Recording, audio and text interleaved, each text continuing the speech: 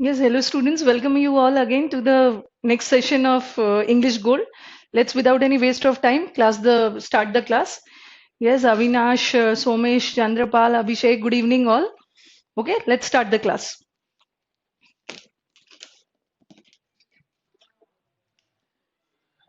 Yes, Sudhanshu, Avinash, Vikash, Nitesh, good evening everybody. Okay, let's start the class. Let's have a recap in the sense कल जो हमने पढ़ा था. And yes one more thing students, बहुत काफी सारे students का आया डाउट्स नहीं, क्वेरीज आए बच्चों ने बोला कि मैम और भी हिंदी कर दीजिए. ठीक है, और एक दो चीज याद रखना है ना, जो इंग्लिश के सेंटेंस है उसे तो मैं इंग्लिश में ही बोलूंगी, उसके बाद फिर हिंदी करूंगी. तो जो हमारे हिंदी डिमांड करने वाले बच्चे हैं ना, उसे परेशान नहीं होना है. ये नहीं सोचना ना कि मैं इंग्लिश में कोई और बात बोल रही हूँ. जो मैं इंग्लिश में बोलती हूँ उसे ही मैं हिंदी में ट्रांसलेट कर रही हूँ. तो no need to worry. English तो करनी ही है, उसको मैं आपकी सुविधा के लिए हिंदी में भी करूंगी. और ये कोशिश करना है ना आपको. ठीक है, ये कोशिश करना है कि जितना ज्यादा आप टीचर से इंग्लिश सुनेंगे, उतना ज्यादा आपको ये हेल्प करेगा कॉम्प्रिहेंशन बनाने में, उतना ज्यादा हेल्प करेगा क्लोज बनाने में. ठीक है, मैं हिंदी करूंगी, no need to worry. Hindi also I do English also. तो ऐसा कभी नहीं सोचना है कि इंग्लिश में मैं कुछ और बोल रही हूँ. वही बात, इंग्लिश वाली बात को मैं हिंदी में रिपीट करती हूँ. Okay, let's start the session. ठीक है, अभी थोड़ा सा कर लेते हैं. मे बी सम स्टूडेंट्स जो लास्ट क्लास नहीं होंगे, यस्टरडे कल नहीं आए होंगे, उसके लिए थोड़ा सा रिकैप कर देती हूँ. And then will start with the session.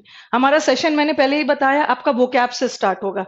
कल हमने वोकैब का दो वर्ड किया था. एक हमने अबंडेंट किया था. अबंडेंट का हिंदी मैंने प्रचुर बताया था, जरूरत से ज्यादा. और आई थिंक एक वर्ड हमने क्या किया था, एब्रोगेट किया था. ठीक है, yesterday we had done two words, एक था अबंडेंट और दूसरा था एब्रोगेट. अबंडेंट का मतलब होता है प्रचुर, जरूरत से ज्यादा. और एब्रोगेट का मतलब है खारिज करना, जिसका हमने बहुत सारे वर्ड्स किए थे. So let us start with some other words. कुछ और भी वर्ड्स से स्टार्ट करते हैं. ठीक है, चलो. आई थिंक कल मैंने जो वर्ड दिया था, सबने पढ़ा होगा. इतना तो भरोसा कर सकती हूँ ना, क्योंकि बिना वर्ड पढ़े नहीं आना है. ठीक है, वर्ड्स को याद करते रहना है. कि एज सून एज मैं ए सीरीज का वर्ड खत्म करूंगी ना. ठीक है, what did I tell you yesterday, कल मैंने आपको क्या बोला था कि मैं ए सीरीज का करीब आपको 30 से 35 वर्ड्स दूंगी. और आई अश्योर यू कि उतना वर्ड्स आपके लिए काफी है. ए सीरीज का 30 से 35 वर्ड्स दूंगी, और लास्ट में I give you a test. ठीक है, वो टेस्ट, और मैं आपका टेस्ट लेते जाऊंगी, जैसे जैसे ए बी सीरीज होते जाएगा मैं आपका टेस्ट लेते जाऊंगी, सो दैट मुझे भी तो पता चले कि आप कितना कैसे परफॉर्म कर रहे हैं. ठीक है, टेस्ट मिलेगा आपको, बट ध्यान रखना है कि every day you have to learn the words. Memorize करना है, ऐसा नहीं है कि वर्ड्स को पाइल अप करना है, लास्ट में बहुत दिक्कत हो जाएगी. ठीक है, let us start with another word. दूसरे वर्ड से स्टार्ट करते हैं.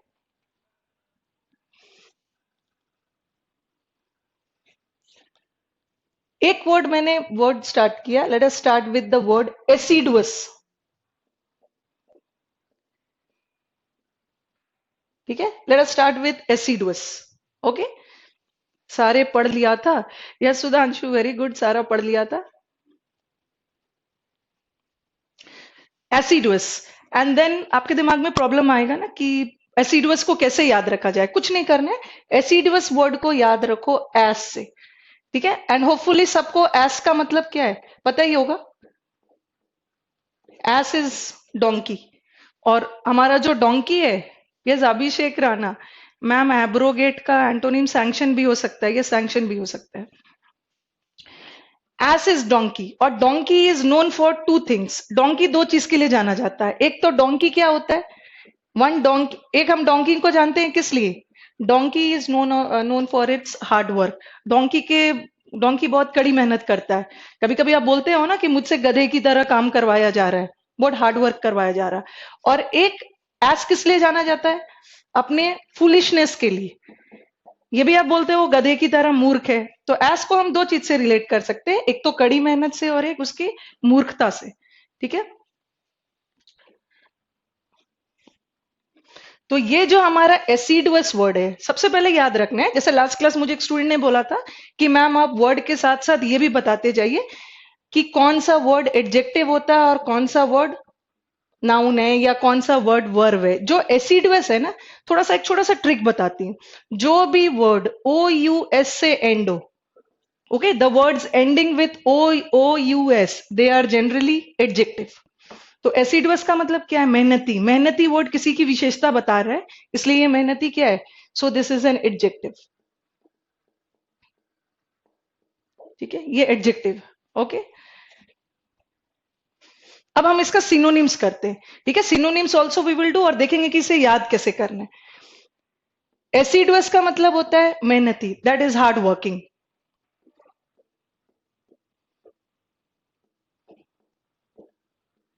हार्ड वर्किंग तो सबको पता होगा, एक कॉमन वर्ड है, हार्ड वर्किंग का मतलब सब जानते होंगे। और क्या हो सकता है एसिडुअस? एसिडुअस का एक और मतलब जा सकता है ना, आप ये बोल सकते हो सेड्यूलस। मैं आपको कुछ वर्ड्स लिखते जा रही हूं, उसके बाद मैं आपको बताऊंगी कि इसे कैसे याद रखना है। ठीक है,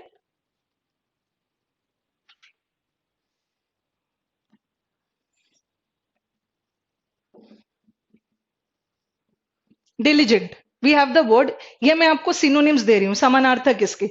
आपके एग्जाम में जरूरी नहीं है कि एसिडुअस का हार्ड वर्किंग ही आए, सेडुलस आ सकता है, डिलीजेंट आ सकता है। Then you have the word industrious.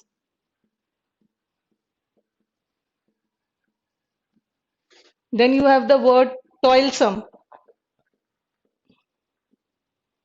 painstaking.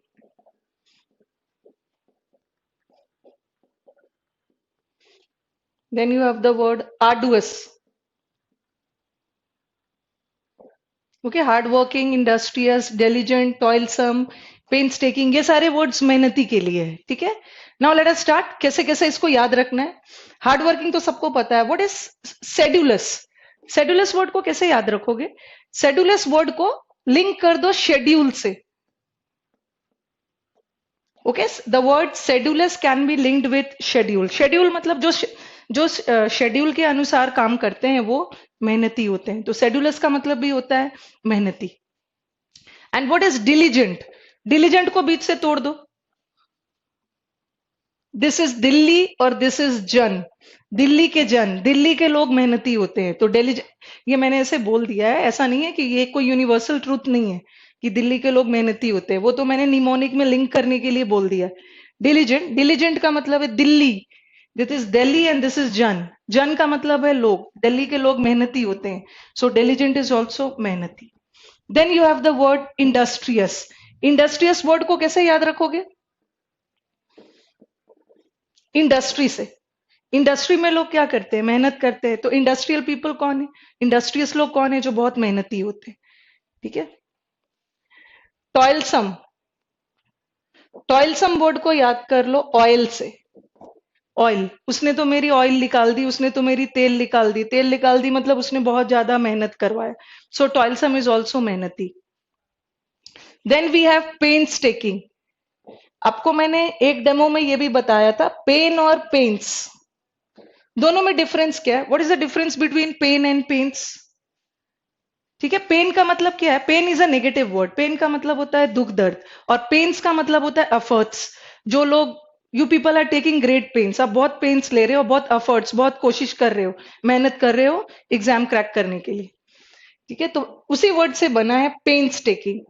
अब आप वर्ड ले लो आर्डुअस। आर्डुअस वर्ड को जोड़ दो किससे? हार्ड से। हार्ड का मतलब भी है मेहनती। तो आर्डुअस लोग भी कौन होते हैं?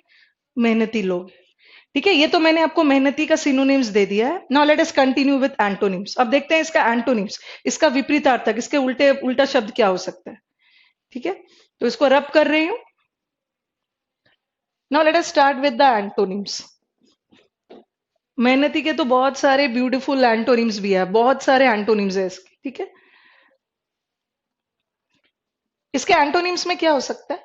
पहले तो मैं कुछ इजी इजी वर्ड दे रही हूँ। Lazy, they are very dull, they are very idle. Idle का मतलब भी होता है सुस्त। ठीक है, मैम लिखने का टाइम दिया कीजिए। ठीक है, I give you time. Lazy, चलो आप लिखते जाओ, थोड़ा सा स्पीड बढ़ाओ फटाफट, because SSC is a game of speed. थोड़ा सा अपना स्पीड रखना होगा। ठीक है, lazy, dull, idle. Then you have the word inactive. Inactive का मतलब क्या है? Inactive also means सुस्त, बहुत निष्क्रिय, dull. ये तो मैंने इजी इजी वर्ड्स दिया. अभी आते हैं अच्छे अच्छे वर्ड्स पे. We have the word lethargic. और वर्ड देख के आपको घबराना नहीं है. ओके, वर्ड देख के घबराना नहीं है इन द सेंस कि इतने सारे सिनोनिम्स कैसे याद रखें, क्योंकि इसलिए इतने सारे वर्ड्स दे रही हूं ना कि जब हम एल वर्ड में आएंगे तो एल वर्ड में आप देखोगे ना कि कई एल वर्ड में मैं फिर से लेजी और लेथार्जिक नहीं लिखवाऊंगी. तो धीरे धीरे बी सी डी आते जाओगे तो धीरे धीरे आपके वर्ड्स कम होते जाएंगे. ठीक है, तो ये क्योंकि आपके एग्जाम में ये जरूरी नहीं है, चाहे ऐसा क्वेश्चन नहीं आने वाला है कि किन्हीं 5 सिनोनिम्स को लिखिए. आपको जो जो आपके ऑप्शंस में आते हैं सब रेडी करके रखना हो. लेथार्जिक, एल से बहुत खूबसूरत वर्ड्स है लेजी के. ठीक है, एक तो मैंने लेजी लिखा, एक मैंने लेथार्जिक लिखा, और एक वर्ड है lackadaisical. Then you have the word lax. Then you have the word lassitude. L वाला वर्ड भी बहुत सारा आपका रेडी होते जा रहा है. ठीक है, then you have the word languid. Then you have slothful. Then you have sluggish. आप देखोगे ना हर साल हमारे सीजीएल एग्जाम्स में, एसएससी एग्जाम या कोई भी एग्जाम हो, तो जनरली आलसी वाले वर्ड्स हमारा एग्जाम में करीब, अगर हम एसएससी की बात करें तो एक बार में करीब एक साल में जो सेट्स आते हैं 30-40 सेट्स आते हैं एसएससी के.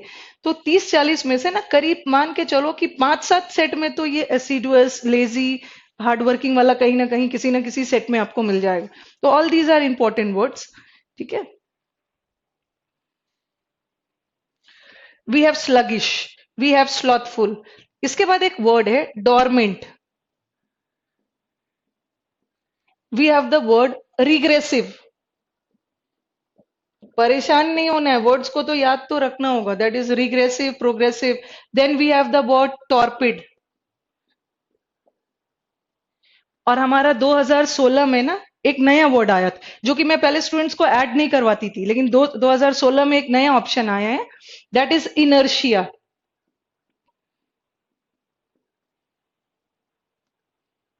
अब इतने सारे वर्ड्स हैं, आपको लगेगा कि इसको याद कैसे किया जाए, स्लॉथफुल, टॉर्पिड एंड ऑल. अब देखते हैं कैसे इसको याद किया जाए. अब देखो, लेजी तो आई थिंक सबको पता है.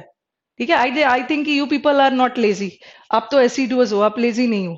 ठीक है, डल भी पता है, आइडल भी पता है. अब देखो ये आइडल वर्ड को मैं स्पेसिफिकली मेंशन कर रही हूं इसलिए क्योंकि मैंने आपको लास्ट क्लास भी बोला था कि द वर्ड पावर जो हम करेंगे वो हम सिनोनिम्स एंटोनिम्स पर्पस से ही नहीं करेंगे, वो हम फिल अप द ब्लैंक्स के पर्पस से ही करेंगे. प्री में हमारा कितना ब्लैंक्स आने वाला है, fill up the blanks, that is 2. 2 को 2 से करो तो 4 मार्क्स का आएगा, बट मेंस में तो ज्यादा नंबर का आने वाला है.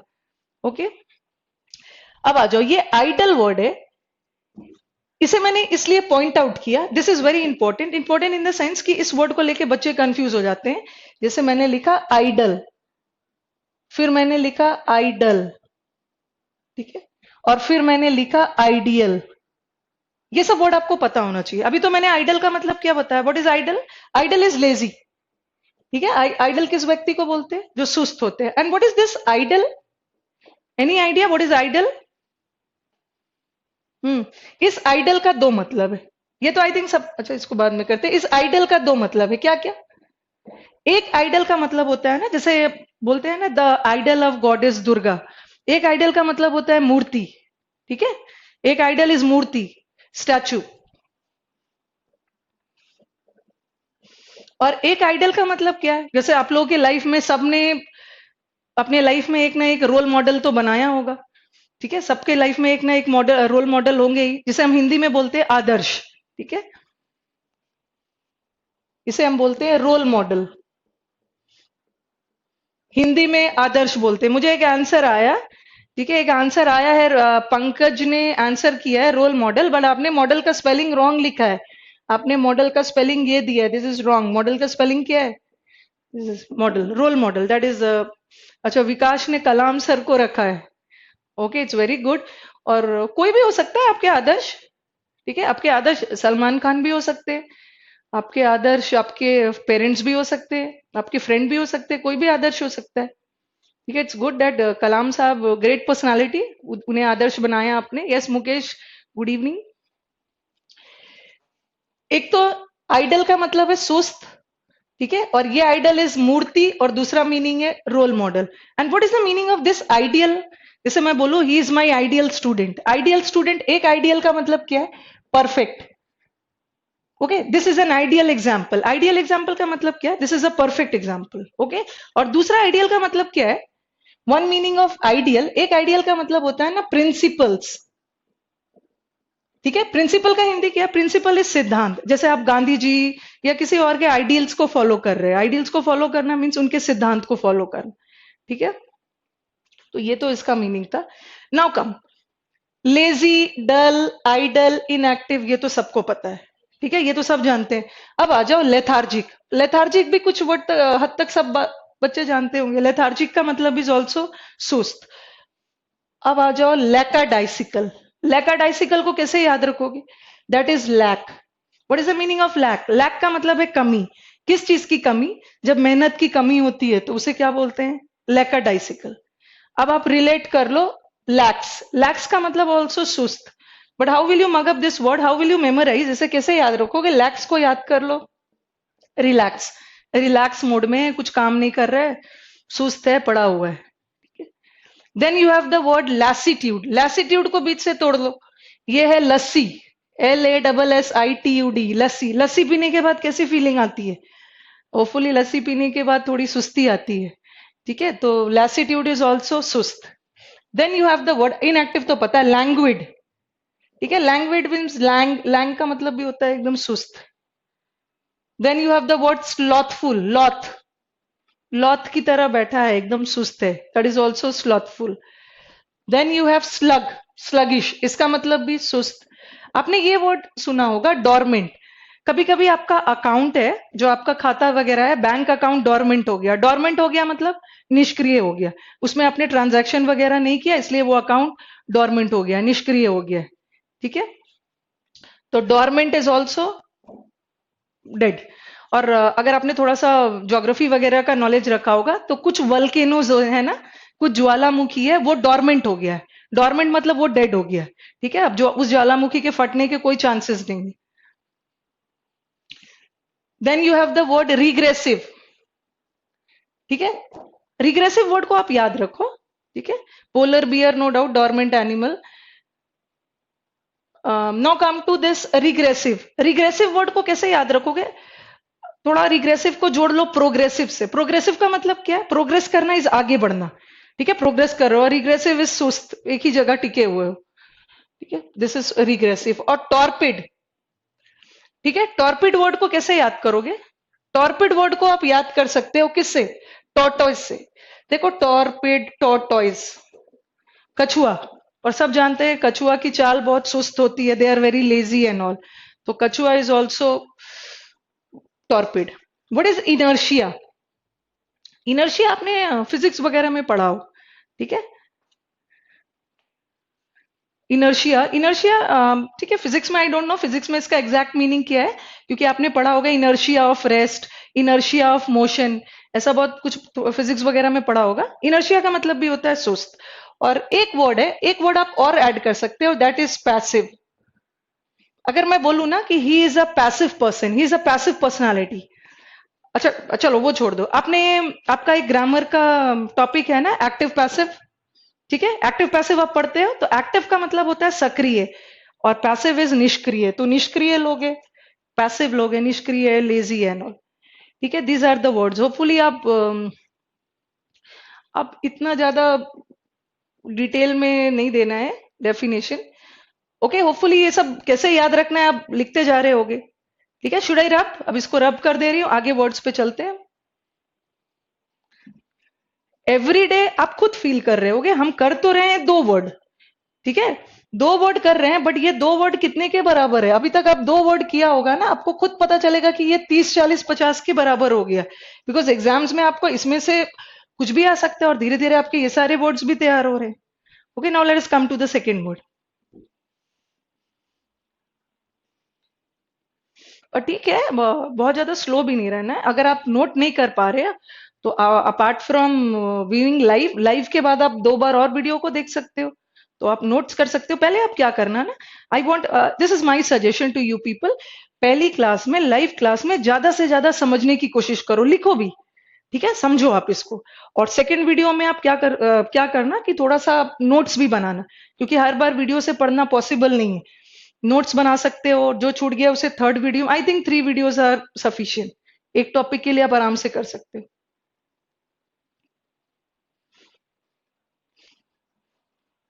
पहले चीजों को समझना है अच्छे से,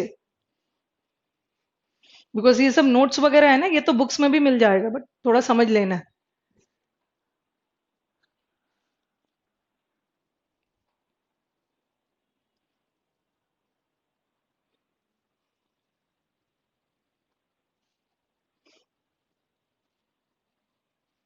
अब आप आ जाओ ए का दूसरा वर्ड, दैट इज एडामेंट।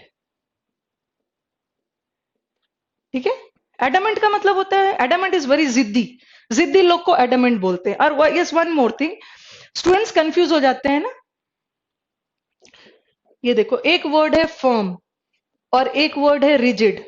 इसको करने के पहले थोड़ा सा समझ लेना, बारीकी से मीनिंग को यू हैव टू अंडरस्टैंड, क्योंकि बारीकी से मीनिंग नहीं समझोगे ना, और जब बहुत क्लोज ऑप्शंस आ जाएगा then you will have problems.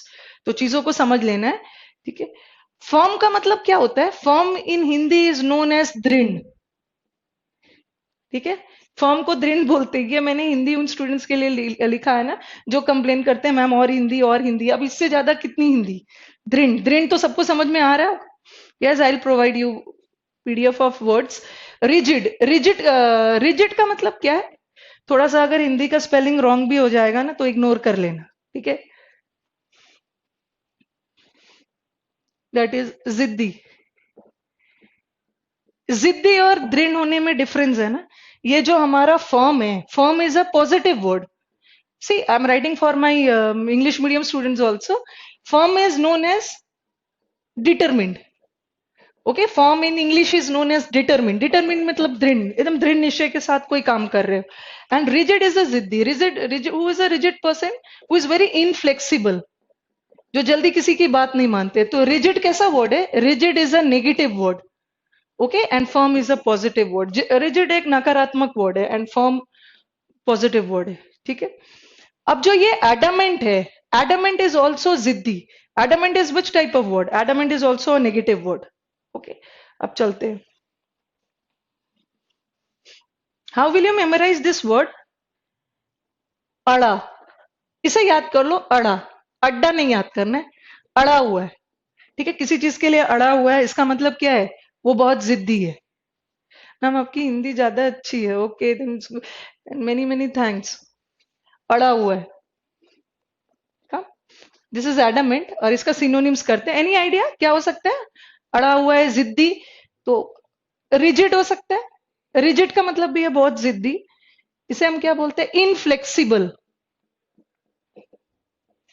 Flexible लोग कौन है? जो बहुत जल्दी किसी की बात मान लेते। फ्लेक्सिबल भाई ठीक है, तुम ही सही हो, मैं गलत हूं, मैं सरेंडर कर रहा हूं। बट इनफ्लेक्सिबल तो बहुत जिद्दी लोग।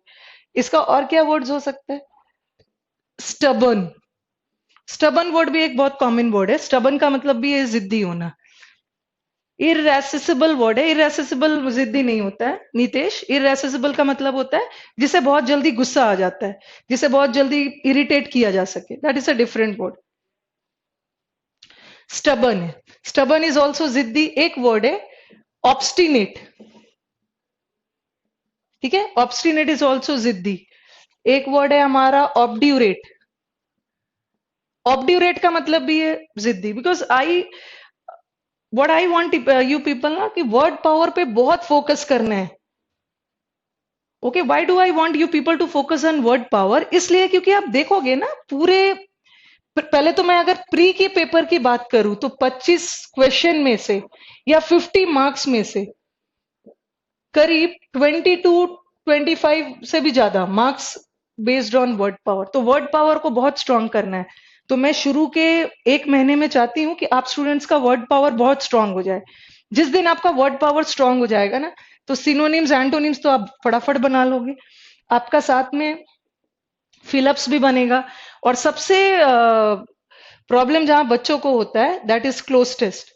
तो ये क्लोज टेस्ट भी तभी बनेगा ना जब आपका वर्ड पावर इंप्रूव होगा। तो शुरू के फेज में थोड़ा सा वर्ड पावर पे ज्यादा वर्क करना है, ठीक है, वर्ड पावर पे वर्क भी करना है एंड देन यूज भी कैसे करना है ये भी सीखना है।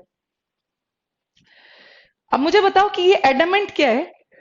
एडमेंट का हिंदी क्या बताया मैं? एडमेंट इज नोन एज जिद्दी, और जिद्दी किसी व्यक्ति की क्वालिटी बताई जा रही है, तो adamant is which type of word? This is an adjective. Okay, adamant मतलब जिद्दी, इट्स एडजेक्टिव है। Obstinate, obdurate. अब आ जाओ अनयील्डिंग, बताती हूँ उसको।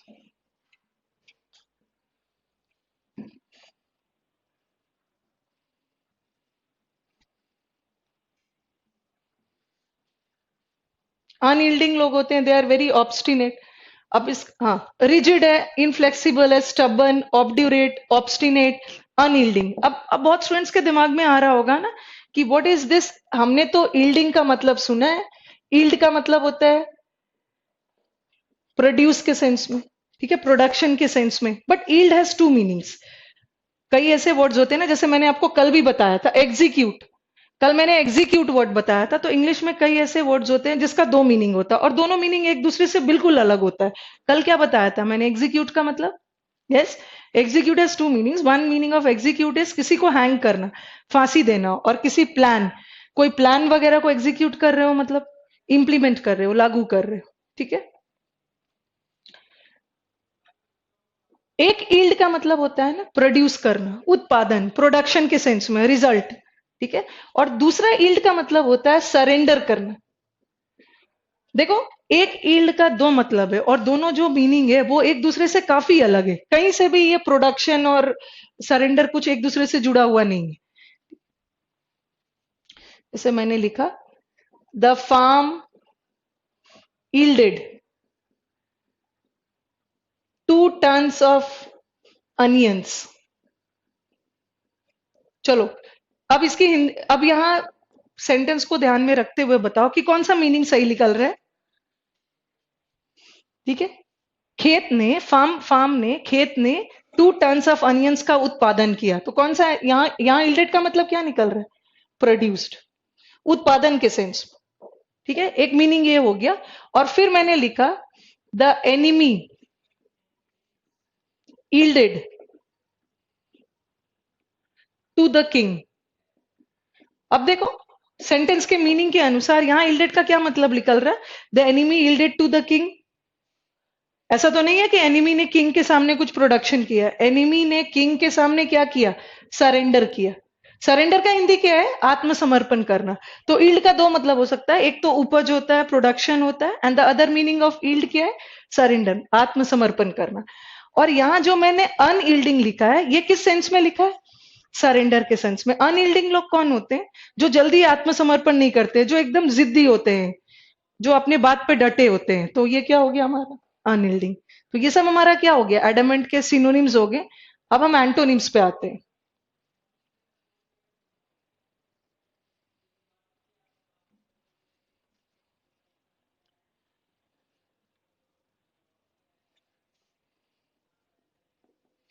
अब अभी तक तो हमने इसका सिनोनिम्स किया।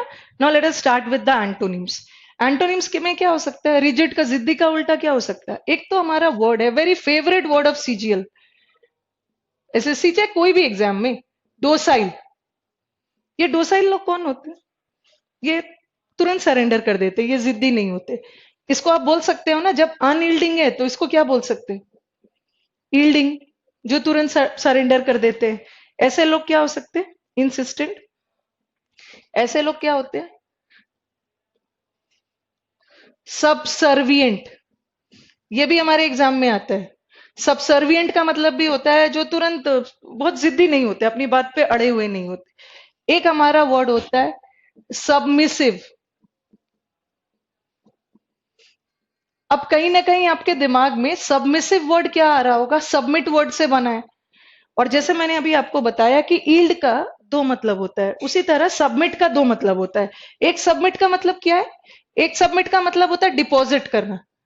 यू सबमिट योर फीस और यू सबमिट योर कॉपी वगैरह को आप डिपॉजिट करते हो, सबमिट करते हो। और एक सबमिट का मतलब होता है एक सबमिट का मतलब भी होता है सरेंडर करना, ठीक है। जैसे मैंने लिखा ही सबमिटेड टू द किंग। अब यहाँ इसका मतलब क्या निकल रहा है? ऐसा तो नहीं है ना ही ने किंग के सामने अपने आप को जाके जमा कर दिया, सरेंडर कर दिया। तो यहाँ यहाँ मैंने सबमिट को किस सेंस में लिखा? सबमिसिव। सबमिसिव लोग कौन होते हैं? जो तुरंत सरेंडर कर देते हैं, ठीक है, वो जो अपनी जिद्दी नहीं होती। इसका आप एक और वर्ड डाल सकते हो, दे आर वेरी मीक, दब्बू टाइप के इंसान है, तुरंत सरेंडर कर देते हैं। They this people are very servile, okay, जो जिद्दी नहीं होते। तो all these are the antonyms, ठीक है। आज तो हमने वोकैब का ये पार्ट कवर किया। अब now let us start with our grammar section, ठीक है। एक word, yes you are right, एक वर्ड आप और लिख सकते हो। जैसे अभी मैंने जिद्दी का एंटोनिम लिखा है ना, जिद्दी के एंटोनिम में लिखा है सबमिसिव लिखवाया था, जो तुरंत सरेंडर कर देते हैं। उसमें एक और वर्ड आप लिख सकते हो, कंप्लायंट, ठीक है। कंप्लायंट लोग भी वही होते हैं, सर्वाइल, सबमिसिव, जो तुरंत सरेंडर कर देते हैं, ठीक। Now let's start with our grammar session. Okay, close test and all na, since due to this Dashara and all, ठीक है। तो Thursday and Friday I will be on leave, Thursday Friday छुट्टी पे रहूंगी। तो व्हाट आई वांट कि अभी मैं आज और कल में थोड़ा सा ग्रामर आपका आगे बढ़ा दूं, सो दैट जब हम मंडे से मिलेंगे ना, तो मंडे को we will do cloze test also, ठीक है। क्लोज टेस्ट भी करेंगे, फिलअप्स करेंगे, PQRS करेंगे, ठीक है।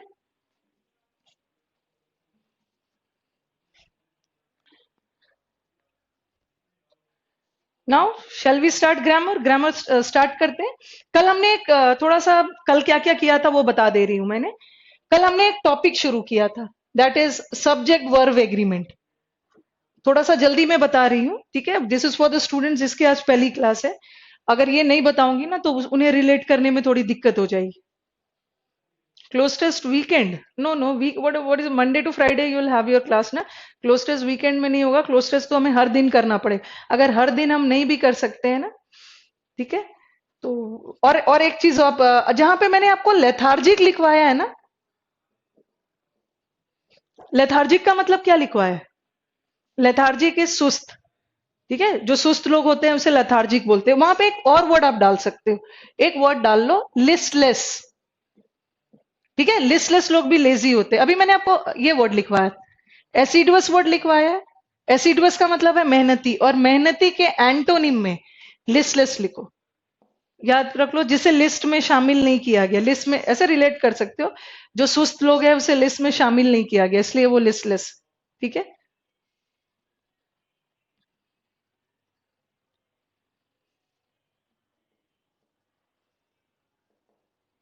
You can add listless also, listless word भी ऐड करो। लिस्टलेस का मतलब इज ऑल्सो लेजी, सुस्त।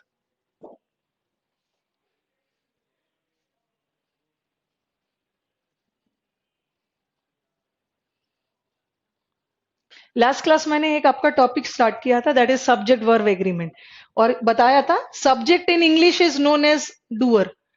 इसे इंग्लिश में तो डूअर बोलते हैं, इसे हिंदी में क्या बोलते हैं? कर्ता। क्योंकि मैं बहुत डिटेल में नहीं जा रही हूं, क्योंकि हम लोगों ने कल बहुत डिटेल में इस सब्जेक्ट के बारे में डील किया था, ठीक है। Subject in English is known as doer, इसे हिंदी में कर्ता बोलते हैं, ठीक है। और किसी भी वर्ड को डूअर बनने के लिए क्या होना है? किसी भी वर्ड को हमारा डूअर बनने के लिए क्या होना है? नाउन या प्रोनाउन। हमारे सेंटेंस का जो डूअर है, या तो वो नाउन हो सकता है या तो वो प्रोनाउन हो सकता है। Then we had the verb. What did I tell you yesterday कि रूल क्या बताता है, ये टॉपिक क्या बताता है? हमारे सेंटेंस में कर्ता और क्रिया के बीच में एग्रीमेंट होनी चाहिए। अगर कर्ता एक वचन है तो क्रिया भी एक वचन होगा, कर्ता बहुवचन है तो क्रिया भी बहुवचन होगा। If the subject of the sentence is singular, अगर हमारा जो सब्जेक्ट नाउन प्रोनाउन सिंगुलर है तो वर्ब भी सिंगुलर होगा। अगर नाउन या प्रोनाउन जो भी यूज है प्लूरल है तो वर्ब भी प्लूरल होगा, ठीक है। And one more thing, last class मैंने ये भी बताया था, ये मैं फिर से इसलिए रिपीट कर रही हूं ना क्योंकि स्टूडेंट्स का यहाँ पे प्रॉब्लम है। Many of the students they think ना कि किसी भी वर्ड में SIES लग जाए तो वो क्या बन जाता है? प्लूरल, ठीक है। एस लगा के हम प्लूरल बनाते हैं, बट किसका? नाउन का। जब नाउन में एस लगता है तो प्लूरल बन जाता है, बट यही एस, ES या IS वर्ब में लग गया, क्या बन गया? सिंगुलर। जब नाउन में एस लगे प्लूरल, वर्ब में एस लगे सिंगुलर। ये मुझे इसलिए बताना पड़ रहा है क्योंकि बहुत सारे स्टूडेंट्स का ये प्रॉब्लम है। I write the word boy, then I write baby, then I write leaf, I write go, goes, help, helps, see, sees. Now tell me what are all these? ये बॉय बेबी ये सब क्या है? Noun है कि verb है? सब noun है और सब सिंगुलर है। इसको प्लूरल बनाने के लिए मैं क्या लगाऊंगी? बॉयज। बेबी को कुछ को प्लूरल बनाने के लिए आई एस लगाते हैं, कुछ में एस लगाते हैं और कुछ में वी एस। देखिए नाउन को प्लूरल बनाने के लिए मैंने इसमें एस डाला है, but the opposite is with verb. जब नाउन में एस लग रहा था तो प्लूरल हो रहा था, लेकिन यही एस अगर वर्ब में लग गया तो दैट बिकम्स सिंगुलर। तो इफ समबडी आस्क यू कि गो और गोज में क्या डिफरेंस, दोनों वर्ब है और वर्ब में नाउन में एस लगता है तो प्लूरल होता है, बट यही एस अगर वर्ब में लग गया singular. Go is plural. Again help क्या है? प्लूरल है और हेल्प्स सिंगुलर है। अगेन ये प्लूरल है और ये सिंगुलर। ये तो हमने कर लिया है, ठीक है।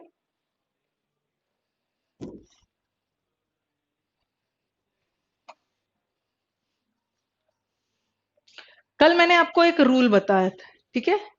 कल मैंने आपको एक रूल बताया था, एक पहला कॉन्सेप्ट हमने शुरू किया था, ठीक है। और यस्टरडे आई टोल्ड यू कि आज मैं आऊंगी तो और भी बहुत सारे सेंटेंसेस दूंगी, ठीक है।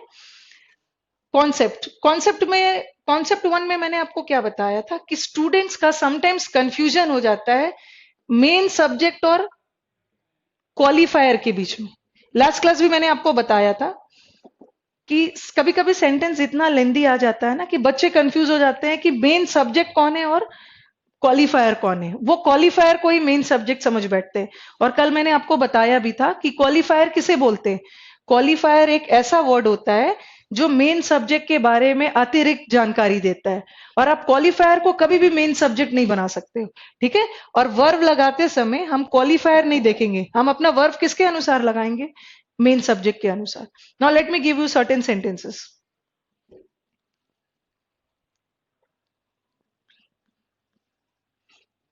सिंस अभी हमारा बैच स्टार्ट हुआ है तो कुछ चीजें मुझे एक दो दिन रिपीट करना होगा, क्योंकि देर आर मेनी स्टूडेंट्स ना जिसकी आज पहली क्लास है। तो एक दो दिन तो कुछ मैं रिपीट करूंगी, बट धीरे धीरे फिर आगे बढ़ते जाएंगे।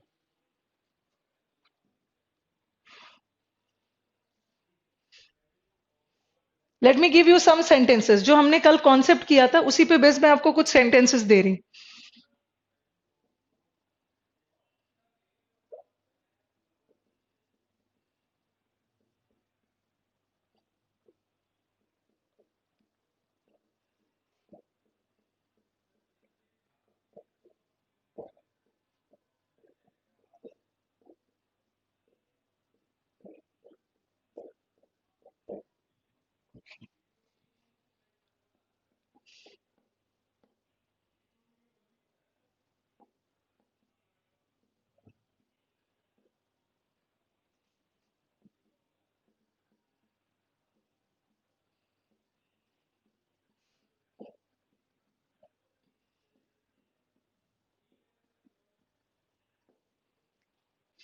You can write down the sentences, ठीक है।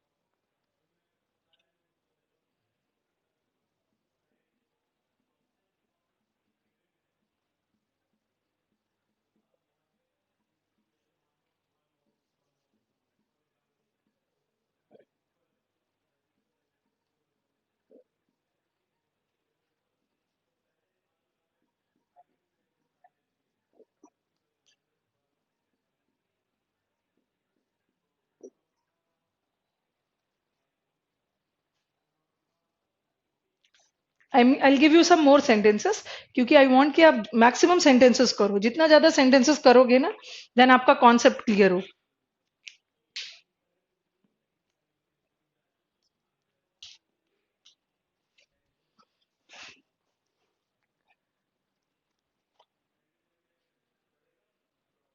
पहला इज हैज, पहला is has whole block of flats,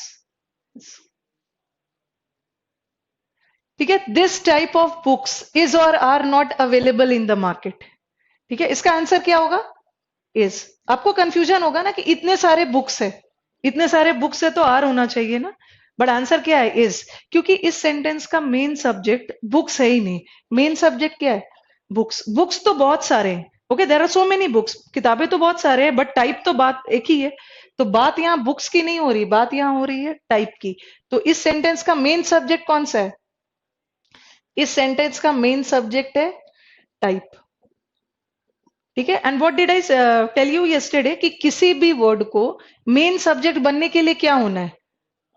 for a word to become a subject it should either be a noun or a pronoun. किसी भी वर्ड को subject बनने के लिए क्या होना है? नाउन या प्रोनाउन। और ये टाइप क्या है? टाइप नाउन है कि प्रोनाउन है? क्योंकि ये हमारे सेंटेंस का सब्जेक्ट है, और सब्जेक्ट तो दो ही चीज हो सकता है, या तो नाउन या तो प्रोनाउन। प्रोनाउन तो नहीं है, ये क्या है? Type is noun. क्योंकि कैसे पता चला कि आप टाइप नाउन है? क्योंकि टाइप का प्लूरल बनता है ना, टाइप्स, टाइप्स कर सकते हो, ठीक है। और हिंदी में भी टाइप्स को क्या बोलते हैं? प्रकार। और प्रकार का भी तो हिंदी करते हो, अनेक प्रकारों के। तो टाइप इज अ नाउन। इस सेंटेंस का मेन सब्जेक्ट है in the form of noun. अब आ जाओ किसके टाइप्स। आपके मन में क्वेश्चन आएगा, दिस टाइप, टाइप में भी किस चीज की टाइप? किताबों की टाइप। तो ये जो हमारा बुक्स हो गया ना, ये क्या हो गया? क्वालिफायर। मैंने आपको लास्ट क्लास भी बोला था कि क्वालिफायर किसे बोलते हैं? क्वालिफायर वो वर्ड होता है जो मेन सब्जेक्ट के बारे में अतिरिक्त जानकारी देता है। और हमें जो अपना वर्ब लगाते समय ना, कभी भी क्वालिफायर को नहीं देखना है। क्वालिफायर सिंगुलर हो या प्लूरल, यहाँ का हमारा क्वालिफायर प्लूरल है। प्लूरल देख के आपके मन में आएगा ना कि आर लगा दो, बट आंसर क्या होगा? इज। क्योंकि हम अपना जो वर्ब है वो कभी भी क्वालिफायर को देख के नहीं लगाते हैं। वो किसको देख के लगाते हैं? Main subject. No doubt there are many books but the type is one ना। तो सो दिस इज, ठीक है। Now come to the next sentence. A gang of thieves has और हैव बीन अरेस्टेड। आपको लगेगा कि इतने सारे चोर है, बहुत सारे चोर है, तो आप हैव लगाओगे, बट हैव नहीं होगा। क्योंकि अरेस्ट चोर को नहीं किया गया, अरेस्ट तो किया गया है बहुत सारे चोरों की एक गैंग को। तो what is the main subject of the sentence? Sentence का मेन सब्जेक्ट क्या है? The main subject of the sentence is gang. किसकी गैंग? थीव्स की। और मेन सब्जेक्ट के बारे में एडिशनल जानकारी देने वाले वर्ड क्या है? क्वालिफायर। हमारा क्वालिफायर क्या है? प्लूरल है। बट हमारा क्वालिफायर सिंगुलर हो या प्लूरल हो, हमें उससे मतलब नहीं। हमें वर्ब लगाते समय किसको देखना है? मेन सब्जेक्ट को देखना है, ठीक है। मेन सब्जेक्ट हमारा क्या है? गैंग, ठीक है। और एक ही गैंग है, एक ही गैंग है तो क्या लगाओ? हैज। अगर यहाँ पे गैंग नहीं होता, सेंटेंस यहां से शुरू होता थीव्स से, थीव्स हैज बीन अरेस्टेड और हैव बीन अरेस्टेड। अगर थीव्स होता तो क्या लगाते? That is have. बट बात इसकी गैंग की हो रही है, gang is the main subject. और अब मुझे बताओ कि आपको कैसे पता चला ये मेन है? और किसी भी वर्ड को मेन सब्जेक्ट होने के लिए क्या होना है? किसी भी वर्ड को मेन सब्जेक्ट होने के लिए क्या होना है? नाउन या प्रोनाउन। और गैंग तो प्रोनाउन नहीं है, गैंग इज अ नाउन। और कल हमने डिस्कस किया था कि कौन सा नाउन है gang? Gang is a collective noun. Gang तो एक ही है ना। अगर सेंटेंस ऐसा होता, इसमें से अ हटा देती मैं, और ठीक है, अगर गैंग्स होता तब आप क्या लगाते? हैव लगाते। क्योंकि यहाँ पे चोर भी बहुत सारे हैं और उनके गैंग्स भी बहुत सारे, ठीक है। Come, the whole block of flats is और आर रेडी, ठीक है। What is the answer? इसका भी आंसर क्या है? इज। आपको ना यहाँ यहाँ देखेगा कि इतने सारे फ्लैट्स है, बहुत सारे फ्लैट्स है, तो आपको लगेगा बहुत सारे फ्लैट्स है तो you will use have. But answer is, आपके आप आर यूज करोगे, बट आंसर क्या है? इज। बट बात फ्लैट्स की नहीं हो रही है। फ्लैट्स तो बहुत सारे हैं बट उसकी ब्लॉक तो एक ही है। जैसे अगर आप अपार्टमेंट वगैरह में रहते होगे ना, तो आपके अपार्टमेंट का नाम होता है block A, block A, block B. तो इस ब्लॉक में बहुत सारे फ्लैट्स है, बट बहुत सारे फ्लैट्स ने मिलके, okay, all the flats collectively मिलके तो एक ब्लॉक बनाया है। फ्लैट्स तो बहुत सारे हैं बट ब्लॉक तो एक ही है। तो what is the main subject in the sentence? Sentence का मेन सब्जेक्ट क्या है? ब्लॉक। किसकी ब्लॉक? फ्लैट्स की। तो फ्लैट्स क्या हो गया? क्वालिफायर। और क्वालिफायर प्लूरल है, बट वर्ब लगाते समय हमें क्वालिफायर नहीं देखना है। वर्ब लगाते समय किसको देखना है? वर्ब लगाते समय हमें मेन सब्जेक्ट देखना है। फ्लैट्स तो बहुत सारे हैं, बट ब्लॉक इज वन। क्या हो जाएगा आंसर? यस। अगर ऐसा रहता ब्लॉक्स ऑफ फ्लैट्स, फ्लैट्स भी बहुत सारे हैं, बहुत सारे ब्लॉक्स भी है, एस लगा होता तो क्या लगाते आप? आर लगाते। ठीक है।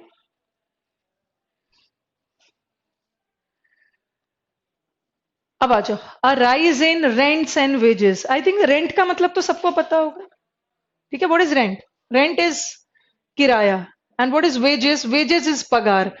रेंट्स है, वेजेस है, देन आप टिक करने की कोशिश करोगे हैव, बट आंसर क्या है? हैज। बिकॉज यहाँ पे बात रेंट्स एंड वेजेस की नहीं हो रही है, बात हो रही है राइज की, पगार और किराए में बढ़ोतरी की। तो इस सेंटेंस का मेन सब्जेक्ट क्या है? इस सेंटेंस का मेन सब्जेक्ट क्या है? राइज। किसमें rise? Rise in what? Rise in rents and wages. तो ये रेंट्स एंड वेजेस क्या हो गया? क्वालिफायर है। हमारा क्वालिफायर प्लूरल है, बट क्वालिफायर सिंगुलर हो या प्लूरल, हमें मेन सब्जेक्ट से मतलब है। ठीक है, तो आंसर क्या हो गया हमारा? राइज, सिंगुलर है। This is is it clear, और should I give you more examples? और भी एग्जांपल्स दो? ठीक है, जैसे रवि रवि ने पूछा है कि होल क्या है। चलो मुझे बताओ, क्योंकि छोटी छोटी चीजें आपको क्लियर होनी चाहिए। और एक चीज और, लास्ट क्लास मैंने आपको बताया था ना कि मेन सब्जेक्ट और क्वालिफायर में जब भी कंफ्यूजन हो तो किसका सहारा लोगे आप? प्रेपोजिशन का। प्रेपोजिशन से आप डिसाइड कर सकते हो कि कौन सा मेन सब्जेक्ट है और कौन सा क्वालिफायर है। देखो यहाँ पे मेन, यहाँ पे प्रेपोजिशन क्या है? ऑफ। तो हम मेन सब्जेक्ट किसको मानते हैं? जो प्रेपोजिशन से पहले है। प्रेपोजिशन के पहले है टाइप, सिंगुलर। यहाँ प्रेपोजिशन के पहले क्या था? Gang, so this is singular. Preposition के पहले क्या था? But, singular. यहाँ का प्रेपोजिशन क्या है? इन। तो हम मेन सब्जेक्ट किसको मानते हैं? जो प्रेपोजिशन से पहले। ठीक है। अब मैं इसको, should I give you more examples? ठीक है, काफी है इतना एग्जाम्पल? नहीं, ऐसा नहीं है। ऐसा नहीं है कि क्वालिफायर हमेशा प्लूरल ही आता है, कई बार क्वालिफायर सिंगुलर भी हो सकता है। अभी मैं आपको कुछ सिंगुलर वाला भी दे रही हूँ। ठीक है। ऐसा बिल्कुल भी नहीं है कि क्वालिफायर हमेशा प्लूरल होता है, क्योंकि अभी तो मैंने कुछ ऐसे सेंटेंस दिया ना जहां पे आप क्वालिफायर को प्लूरल देख के कंफ्यूज हो जाओगे और प्लूरल वर्ब लगा दोगे, लेकिन मेन सब्जेक्ट तो हमारा सिंगुलर है। अभी मैं आपको एक ऐसा सेंटेंस दे रही हूँ जहां हमारा क्वालिफायर प्लूरल नहीं होगा।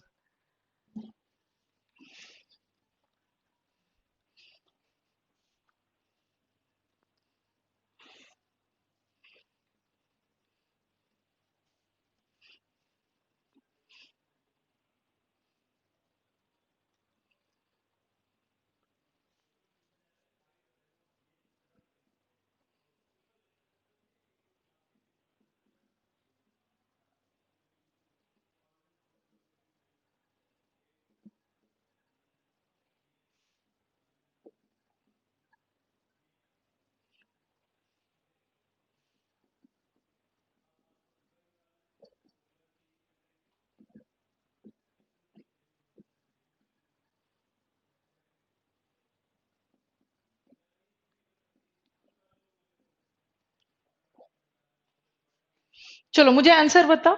आई as a teacher of English, मैं as a English teacher, teacher of English आपकी वोकैब इंप्रूव करने की कोशिश कर रही हूँ। ठीक है। एक्सेप्शंस भी अभी दूंगी। I give you exceptions. It's good, you have a very good memory power. I give you exceptions Vishal, no need to worry. I, अभी मैंने ये क्वेश्चन को इसलिए लिया ना क्योंकि एक क्वेरी आया था कि मैम हमेशा क्वालिफायर प्लूरल ही होता है। ऐसा नहीं है, क्वालिफायर कभी कभी सिंगुलर भी हो सकता है। चलो बताओ, I as a teacher of English is होगा या एम होगा? हम्म। इस सेंटेंस का मेन सब्जेक्ट क्या है? इस सेंटेंस का मेन सब्जेक्ट क्या है? आई। ठीक है, और किसी भी वर्ड को मेन सब्जेक्ट होने के लिए क्या होना है? नाउन या प्रोनाउन। आई नाउन तो नहीं है, प्रोनाउन है। I as a teacher of English, मैं एज अ, मैं एक इंग्लिश टीचर के तौर पे। तो as a teacher of English क्या हो गया? हमारा क्वालिफायर हो गया, क्योंकि आई के बारे में मैं एडिशनल जानकारी दे रही हूं ना। मैं, उसके बारे में, मैं कौन? एक इंग्लिश टीचर के तौर पे, तो ये तो हमारा क्वालिफायर हो गया। और हम जो अपना वर्ब लगाएंगे वो टीचर ऑफ इंग्लिश को देख के नहीं लगाएंगे, किसको देख के लगाएंगे? आई को देख के। और आई के साथ कभी भी इज नहीं लगता, आई के साथ क्या लगता है? एम।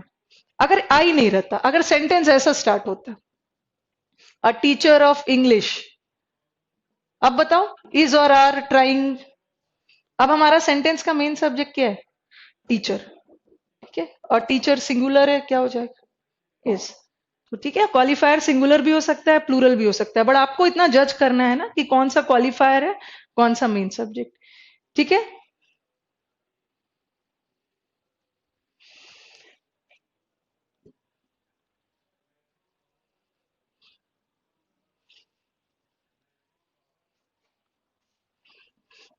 कल मैंने आपको बताया था, what did I tell you?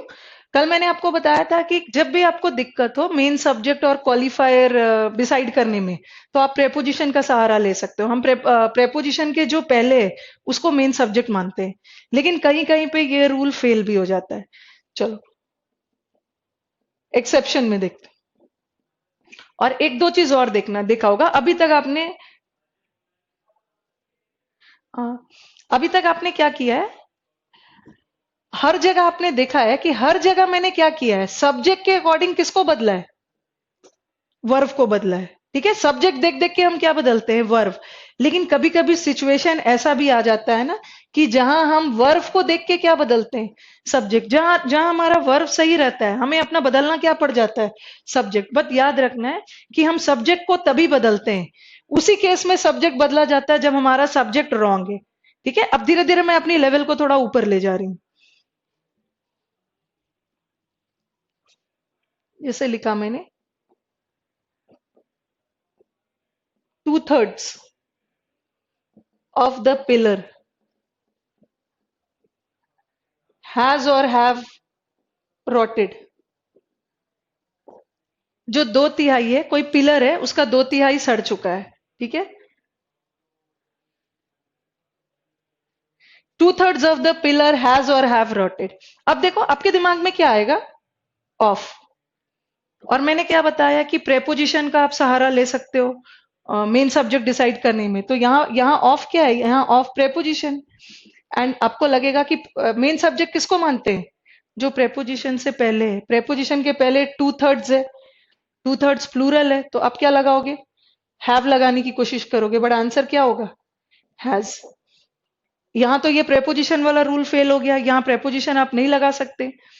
यहाँ प्रेपोजिशन के पहले हमने 2/3 को मान लिया है। तो जब भी हमारा सेंटेंस किसी फ्रैक्शन में हो, ओके, जब भी हमारा सेंटेंस किसी फ्रैक्शन में आए, तो हम कभी भी फ्रैक्शन को मेन सब्जेक्ट नहीं मान सकते। इसलिए क्योंकि आपके मन में आएगा ना फ्रैक्शन 2/3, 1/3, आपके मन में आप ऐसा नहीं बोलोगे ना कि 1/3 रेडी है। आपके दिमाग में आएगा कि 1/3 किसका? कुछ तो आगे आप क्वेश्चन पूछोगे ना, 1/3 पिलर का। और कितना पिलर है? एक ही पिलर है।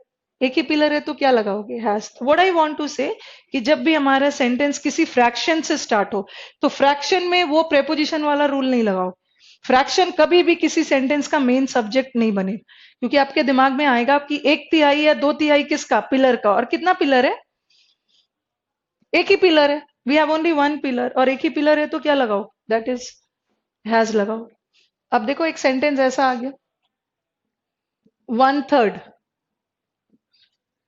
ऑफ द पिलर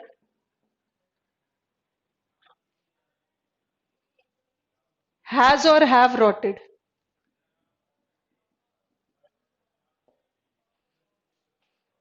बिकॉज इस बैच में हर टाइप के स्टूडेंट बैठे हैं, तो एक ही बार मैं बार बार बोल रही हूँ, एक ही बार मैं अपनी लेवल को बहुत ऊपर नहीं ले जाऊंगी। ठीक है, बहुत सारे स्टूडेंट्स के क्वेरीज आते हैं, हर टाइप ऑफ स्टूडेंट्स बैठे हैं, जिसकी बेस कमजोर भी है। धीरे धीरे लेवल को आगे बढ़ाएंगे, तो इसलिए परेशान नहीं होना। हाँ, 1/3 ऑफ द पिलर्स हैज और हैव rotted। अब फिर से यहाँ भी आप प्रेपोजिशन वाला रूल लगाओगे ना, तो यू विल फील कि कौन सा है प्रेपोजिशन?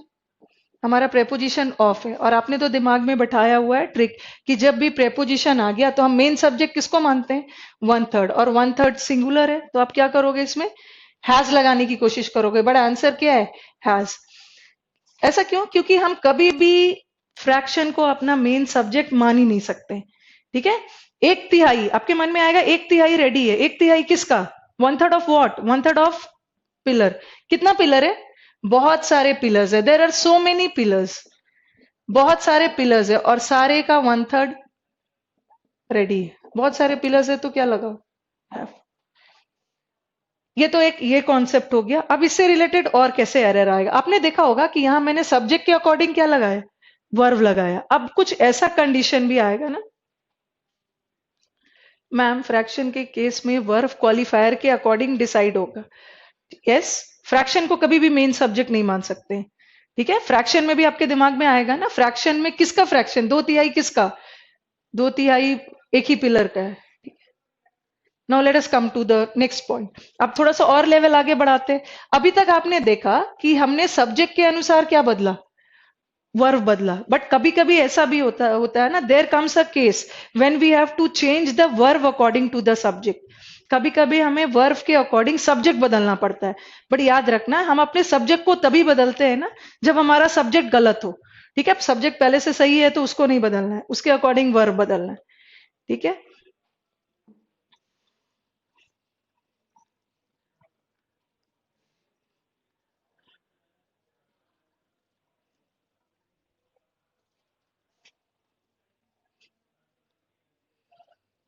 अब नोट डाल के एक और सेंटेंस लिखो। सपोज यही सेंटेंस ऐसा आ गया, टू थर्ड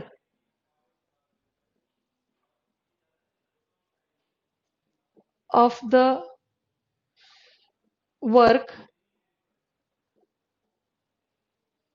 चाहे थोड़ा सा और आगे सेंटेंसेस दे रही है, two third of the pillar is ready. और लास्ट वाला है हमारा नो एरर। ठीक है, हमारे एग्जाम्स में, हमारे जनरली सीजीएल एग्जाम्स में चार ऑप्शंस आते हैं, मैक्सिमम एग्जाम में चार आते हैं, but banking and all, CAT and all में 5 ऑप्शंस के साथ आता है। ठीक है, two third of the pillar is ready. अब सेंटेंस देखो, कितना पिलर है, how many pillars are there, एक ही पिलर है, और एक ही पिलर के साथ क्या आएगा, एक ही पिलर के साथ क्या आ रहा है, इज आ रहा है। इसका मतलब है कि हमारा वर्ब सही है। ठीक है, एक ही पिलर है तो इस तो लगेगा। गड़बड़ी किसमें है, गड़बड़ी हमारे इस वर्ड में, क्योंकि टू के साथ वन रहेगा ना, वन के बाद कोई भी वर्ड सिंगुलर आएगा, वन थर्ड बोलोगे, बट टू आ गया ना, तो ये क्या हो गया, that becomes two third. So the error was in this part. ठीक है, एरर सी में नहीं था सुधांशु। ओके, सी तो हमारा सी पार्ट तो सही है, यहाँ तो इज रहेगा because we have only one pillar, एक ही पिलर है तो इज लगेगा। गड़बड़ी इसमें थी, टू थर्ड नहीं होता है, क्या होता है, टू थर्ड्स। मैथ्स वगैरह में तो आप ऐसे लिखते हो ना, टू थर्ड वगैरह बोल देते हो, बट इंग्लिश में जब भी लिखोगे, टू के बाद हमेशा कोई भी वर्ड क्या आएगा, प्लूरल, टू थर्ड्स। अगर वन है तो वन थर्ड, अगर थ्री फोर्थ है तो थ्री फोर्थ नहीं बोलोगे, क्या बोलोगे, थ्री फोर्थ। ठीक है, I think it's clear now. Yes, Pankaj, which is correct? Two thirds or two third? No, two thirds is wrong. Two third is wrong. Two thirds होगा. Two के बाद we have a plural word. ठीक है. Now let us move to the. Should I move to the next concept? I think ये concept तो clear हो गया होगा, qualifier and all वाला. ठीक है, अब next पे चलते हैं।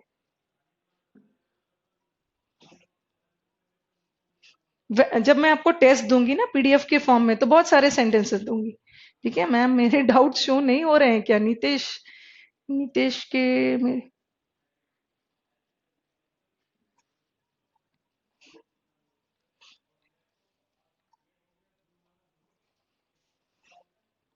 आई थिंक फर्स्ट कॉन्सेप्ट सबका क्लियर हो गया है, ये क्वालिफायर और मेन सब्जेक्ट होता क्या। Now let us move to the next one.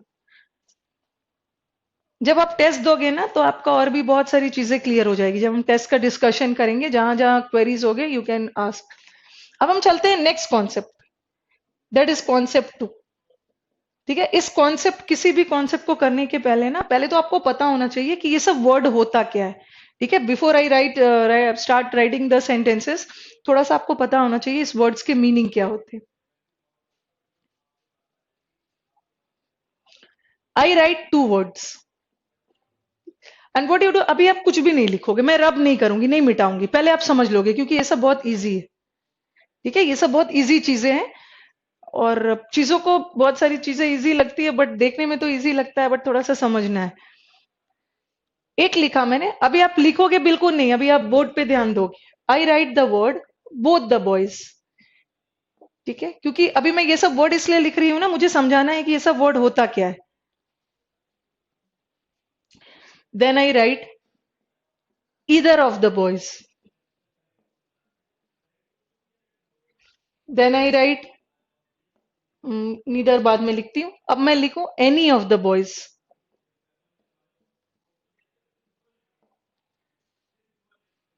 उसके बाद मैंने लिखा नीदर ऑफ द बॉयज। जो जो मैं चीजें बताना चाह रही हूं सब ध्यान से सुनेंगे।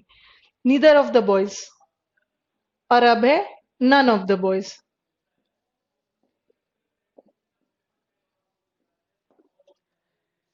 पहले तो मुझे बताओ दो तीन चीजें क्लियर करना है। बोथ, कल मैंने आपको काउंटेबल और अनकाउंटेबल बताया था। काउंटेबल नाउन जिसका प्लूरल बन सकता है और अनकाउंटेबल नाउन जिसका प्लूरल नहीं बनता है। अब जल्दी से मुझे बताओ कि बोथ काउंटेबल के लिए यूज होता है या अनकाउंटेबल के लिए? बोथ का बोथ कितने के लिए यूज होता है? Both, both is for two person or things. ठीक है, बोथ हमेशा दो व्यक्ति या दो चीजों के लिए यूज होता है। एंड ईदर, ईदर में कितने हैं? बोथ में भी दो लड़के हैं और ईदर में भी दो लड़के हैं, बट मैं डिफरेंस बताती हूँ। ठीक है, in either also we have two boys, और बोथ में भी दो लड़के हैं, दोनों जगह दो दो लड़के हैं।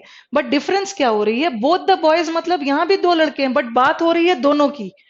ओके, जब दोनों की बात हो रही है तो क्या लगाओगे? इज या आर? आर। ठीक है, बोथ कैसा सब्जेक्ट है? बोथ एक प्लूरल सब्जेक्ट, इसलिए बोथ के साथ क्या लगा? आर। इधर में भी दो लड़के हैं, ठीक है, बोथ में भी दो है, इधर में भी दो है, बट डिफरेंस क्या है कि इधर में there are two, but I am talking about one. Either of the boys मतलब दो में से एक है, तो दो बच्चे, बट बात तो हो रही है एक ही की। तो यहां क्या हो जाएगा? इज या आर? इज। तो जल्दी से मुझे बताओ कि इधर कैसा सब्जेक्ट है? इधर, इधर कैसा वर्ड है?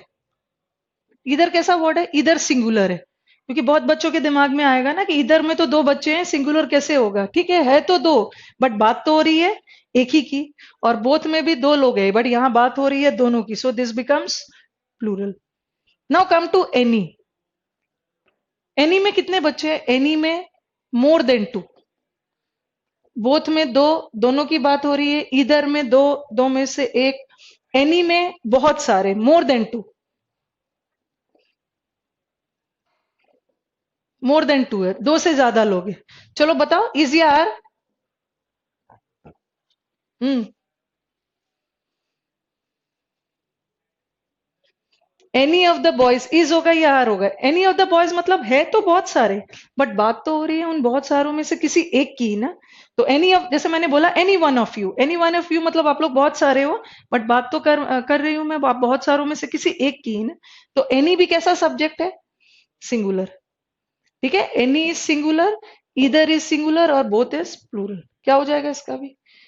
इज। आई थिंक होपफुली इस तीनों वर्ड का मीनिंग तो पहले क्लियर हो गया, उसके बाद हम देखेंगे कि एरर कैसे कैसे आए। ठीक है, इसको पहले लिखो, इसको इस साइड को लिखो, उसके बाद मैं बता रही हूँ इससे और कैसे कैसे वर्ड्स आएंगे।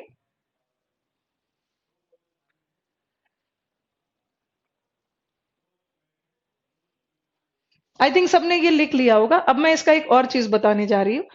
ये क्लियर हो गया, plural, singular and singular. Now come,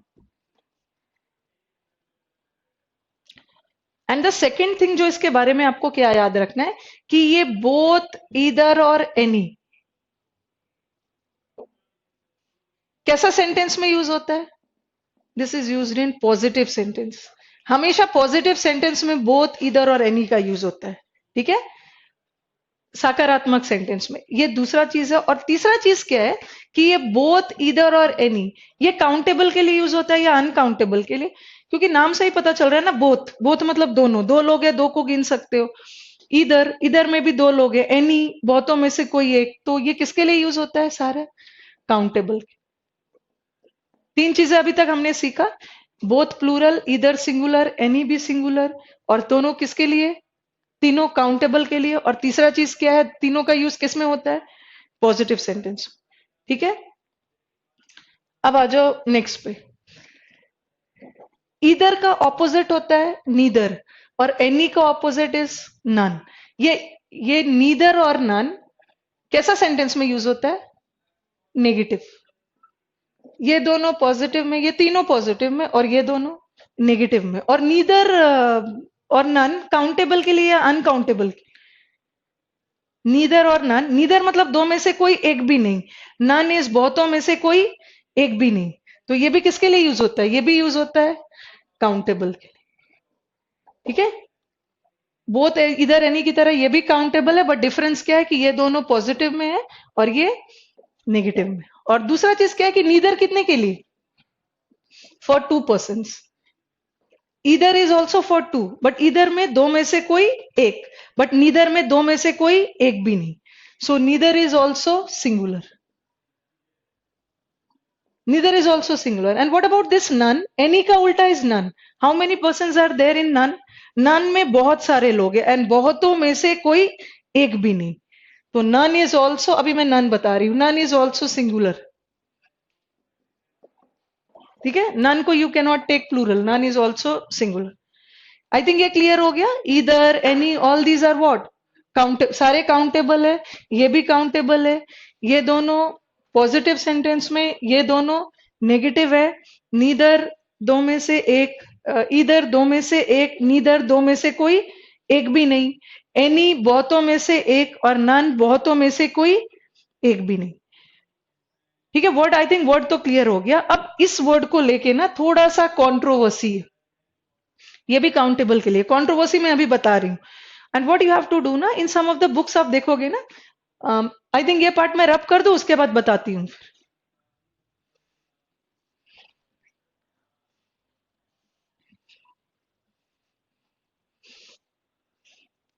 none, none is for more than two. इसको लेके थोड़ा सा सीजीएल के आंसर और बुक के आंसर में थोड़ा सा कंट्रोवर्सी है, मैच नहीं करता है। बहुत सारे बुक्स लिख देते हैं कि नन इज, नन के साथ we can use singular also, और नन के साथ we can use plural also in many of the books you will see. But जब जब सीजीएल ने नन से रिलेटेड क्वेश्चन पूछा, and one thing more very practical, हमें किसका आंसर मानना है। ठीक है, we have to go by the answer of CGL. CGL ने जो की इशू किया, हमें आंसर तो उसी का मानना है। ठीक है, because ultimately at the end of the day हमें मार्क्स चाहिए, तो कोई कंट्रोवर्सी बेस्ड हमें कॉन्सेप्ट नहीं पढ़ना है। तो जब जब हमारे एग्जाम्स में एरर आया है, तो उन्होंने नन को ऑलवेज क्या माना है, नन को हमेशा उन्होंने सिंगुलर माना है। ठीक है, तो none is singular. And some of the books में मैंने देखा भी है ना, उन्होंने क्या लिखा है कि नन के बाद अगर कोई अनकाउंटेबल नाउन है, नन के बाद कोई अनकाउंटेबल नाउन है तो सिंगुलर, और नन के बाद कोई काउंटेबल नाउन है तो प्लूरल। और नन अनकाउंटेबल होता ही नहीं है। नन का मतलब क्या है, बहुतों में से कोई एक भी नहीं। तो नन हमेशा काउंटेबल के लिए यूज होता है, तो नन को हम कभी भी अनकाउंटेबल के लिए यूज कर ही नहीं सकते। तो none is always use for countable, और नन के साथ हमेशा सिंगुलर। तो जब जब आप प्रीवियस पेपर उठा के देखोगे, नेट पे आप जाके देखो, और जब तक आंसर्स टैली करोगे, तो उन्होंने नन को हमेशा क्या माना है, दैट इज सिंगुलर। ठीक है, तो ये सब कंट्रोवर्सी नहीं रखना, प्लूरल नहीं होगा, सिंगुलर। काउंटेबल अनकाउंटेबल होगा ही नहीं, because none is always countable और सिंगुलर। ठीक है, आई थिंक वर्ड्स तो क्लियर हो गया होगा, ये सब वर्ड्स है क्या। ठीक है, नाउ अब हम फिर थोड़ा सा सेकंड स्टेप पे मूव करते हैं।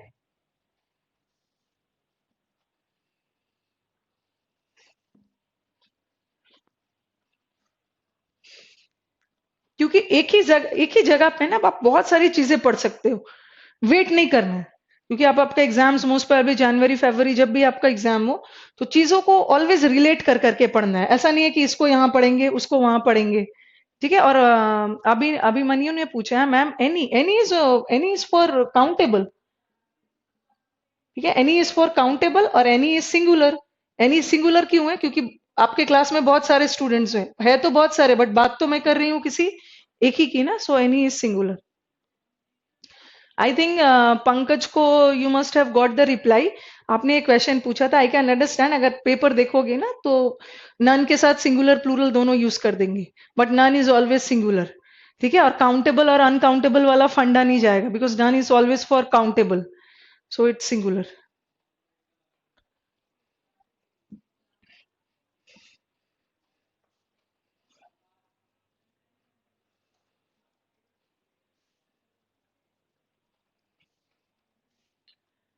अब कुछ चीज और, अभी मैंने क्या लिखा कि बोथ बोथ ईदर और एनी, तीन चीज बताया, बोथ ईदर और एनी, ये सब क्या है? Both is plural, either is singular और एनी इज ऑल्सो सिंगुलर, और both are used in positive sentences. तीनों का यूज पॉजिटिव सेंटेंस में होता है, और तीनों किसके लिए यूज होता है? काउंटेबल के लिए, ठीक है। From where will get the PDF? I no need to worry, I provide you. Again मैंने लिखा आपका नीदर और नन। नीदर और नन कैसा सेंटेंस में यूज होता है? नेगेटिव में, और ये भी काउंटेबल के लिए, और ठीक है। और ये दोनों वर्ड क्या है? सिंगुलर है, दोनों सिंगुलर वर्ड है, बट ये दोनों सिंगुलर है, बट बोथ इज प्लूरल। एक हमारे एग्जाम में नन वाला,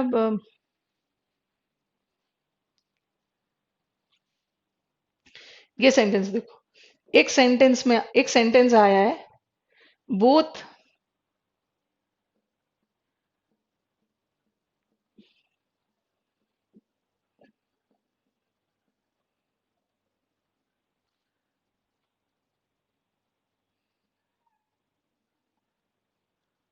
both did not go to school, ये सेंटेंस आया है, ठीक है। नाउ टेल मी एरर कहां पे है? Both did not go to school, ये कैसा सेंटेंस है? ठीक है, ये कैसा सेंटेंस है? ये नेगेटिव है, और नेगेटिव सेंटेंस में तो बोथ का यूज नहीं होता है। तो बोथ की जगह आप क्या लगाओगे? नेगेटिव सेंटेंस में बोथ का यूज नहीं होता है ना, ठीक है। अच्छा, और भी मैं इजी कर देती हूँ, एक मिनट। ऐसा लिख दिया मैंने, और भी थोड़ा इजी करके फिर धीरे धीरे कॉम्प्लिकेट कर रही हूँ, ठीक है। मैंने लिखा both were not present. Both plural होता है, इसलिए मैंने वर लगाया। अब मुझे बताओ कि बोथ पॉजिटिव सेंटेंस में यूज होता है, नन नहीं यूज कर सकते हो, क्योंकि नन तो दो से ज्यादा के लिए होता है, बट यहां मैं बात कर रही हूं दो की। बोथ वर नॉट प्रेजेंट, और बोथ कैसा सेंटेंस में यूज होता है? Both is used in positive sentence, but यहां तो नेगेटिव है सेंटेंस, तो बोथ की जगह क्या लगा दोगे? Neither. Neither were not present, ये भी गलत, ये भी गलत। पहला वाला तो गलत इसलिए था क्योंकि बोथ को नेगेटिव में यूज नहीं करते, ठीक है। अब नीचे आ जाओ। नीदर, नीदर अपने आप में क्या है? नीदर अपने आप में नेगेटिव है, तो नीदर के साथ नॉट का यूज नहीं होगा। अब मैंने सेंटेंस लिखा, नीदर वर प्रेजेंट, ये भी गलत हो गया। गलत इसलिए क्या हो गया? क्योंकि नीदर सिंगुलर होता है या प्लूरल? क्या बताया? नीदर सिंगुलर होता है, तो अब सही आंसर क्या होगा? ये भी हट गया, नीदर वॉज प्रेजेंट, ठीक है। I think this is clear now. Should be move next, next word पे जाते हैं, उसके बाद फिर रूल्स वगैरह देखते हैं कैसे करना है। वर्ड्स तो सारे क्लियर हो गए,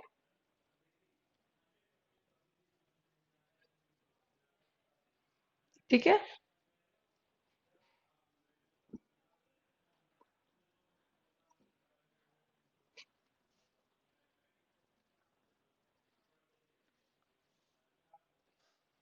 क्लास कितने बजे तक है? क्लास 6:30 तक है, ओके। अब आ जाओ, एक दो चीज और। इस ये सब वर्ड्स है ना, जितना ज्यादा एरर आ सकता है वो सब आप डिस्कस कर लोगे, ताकि हम फिर और स्टेप बाय स्टेप आगे बढ़ते जाएंगे।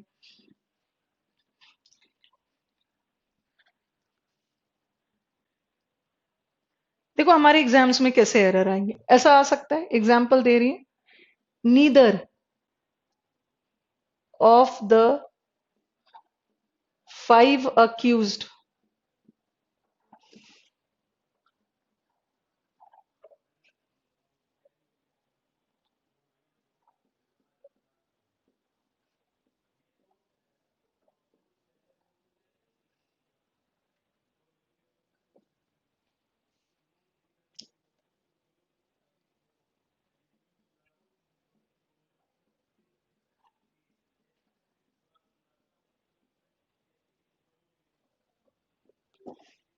कुछ क्वेश्चंस दे रही हूँ, ठीक है।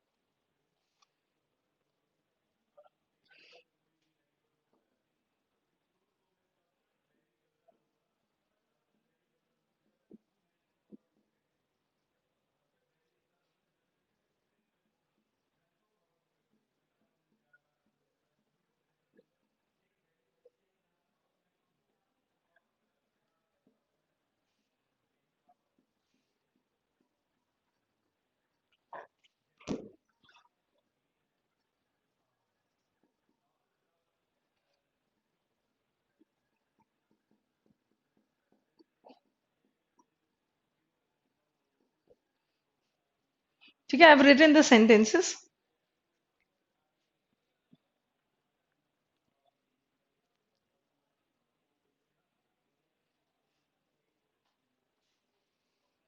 Either of the two students, none of them, and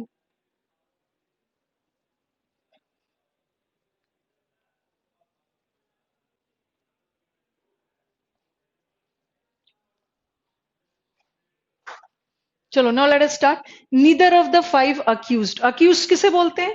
दोषी. स्टूडेंट्स आके पूछते हैं कि मैम accused और गिल्टी में क्या डिफरेंस? ठीक है, अक्यूज्ड और गिल्टी में क्या डिफरेंस है? यस, दोनों में डिफरेंस है. अक्यूज्ड इज आरोपी. थोड़ा स्पेलिंग इधर उधर हो जाए, इग्नोर करना है हिंदी वाला. ठीक है, अक्यूज्ड इज आरोपी एंड गिल्टी इज दोषी. ठीक है, अक्यूज में अभी दोष साबित नहीं हुआ है, बट गिल्टी में दोष साबित हो गया, ये तो आरोपी है. चलो आ जाओ. Neither of the five accused, पांचों आरोपी में से कोई भी प्रेजेंट नहीं था. तो हर जगह ना हमें अपना वर्ब ही नहीं बदलना. अब मुझे बताओ, नीदर सिंगुलर होता है या plural? What is neither? Neither, neither is singular ना. तो नीदर के साथ अगर सिंगुलर है तो वर्ब भी सिंगुलर है. तो हमारा वर्ब इसमें गड़बड़ी नहीं है, वर्ब की कोई गड़बड़ी नहीं है. ठीक है, वर्ब कहीं एरर नहीं. मैंने आपको बोला था ना कि हर बार वर्ब ही नहीं गलत होता है, कई कई बार वर्ब सही होता है, और वर्ब के अकॉर्डिंग हमें अपना सब्जेक्ट में फेरबदल करना है. ठीक है, सब्जेक्ट या क्वालिफायर कुछ में भी. Neither of the five accused, five five है, but neither is use for two. But यहां तो बात हो रही है फाइव की, तो क्या कर लोगे इसको? नीदर को बदल दोगे आप नन में, बिकॉज देर आर 5% ना, और neither is use for two. ठीक है, अब आ जाओ.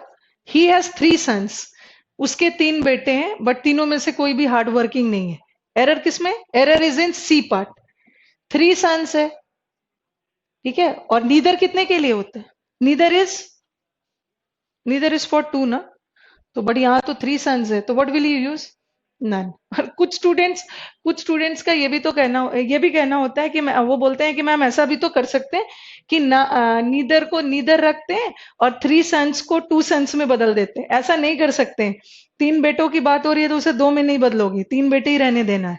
अकॉर्डिंगली आप क्या करोगे? नीदर को नन में बदलोगे. Okay. Any of the two students is ready. Any singular है कि प्लूरल है? What is any? Any is singular ना. एनी तो सिंगुलर होता है, बहुतों में से कोई एक. तो एनी के साथ वर्ब तो सही लगा है, गड़बड़ी किसमें है? टू. टू स्टूडेंट्स की बात हो रही है, बट एनी कितने के लिए? एनी तो दो से ज्यादा के लिए यूज होता है, तो ये क्या लगा दोगे यहाँ? दैट इज इधर. ओके, दो स्टूडेंट की बात हो रही है तो इधर लगा दो. ठीक है, अब एक स्टेप और मूव करते हैं अहेड. Is it clear? अब आगे बढ़ू मैं ईच और एवरी पे, क्योंकि जो जो वर्ड को मुझे जैसे जैसे यूज करना है ना, डायरेक्ट मैं रूल्स वगैरह नहीं लिखूंगी, कैसे कैसे एरर्स आएंगे बताऊंगी. ठीक है, तो आगे बढ़ते हैं. और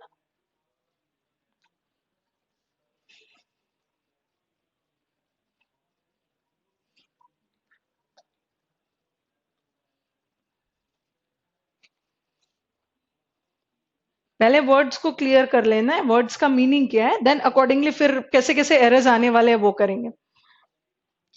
थर्ड एग्जाम्पल क्या था? थर्ड एग्जाम्पल में अब आप आ जाओ. ईच और एवरी, बिकॉज मुझे ये सब वर्ड यूज करना है. पहले भी मैंने आपको बता चुकी हूं, मैं ये ईच और एवरी का कॉन्सेप्ट थोड़ा क्लियर भी किया था. What is each? फर्स्ट में एनी लग सकता था. अब मैंने फर्स्ट सेंटेंस कौन सा लिखा था मुझे याद भी नहीं है. ठीक है, अब आ जाओ. Each and every. Each in Hindi is known as प्रत्येक. ठीक है, and every in Hindi is known as हर एक. ये हर एक और प्रत्येक से कुछ भी क्लियर नहीं हो रहा है. ठीक है, प्रत्येक एंड हर एक लग रहा है सब तो सेम है.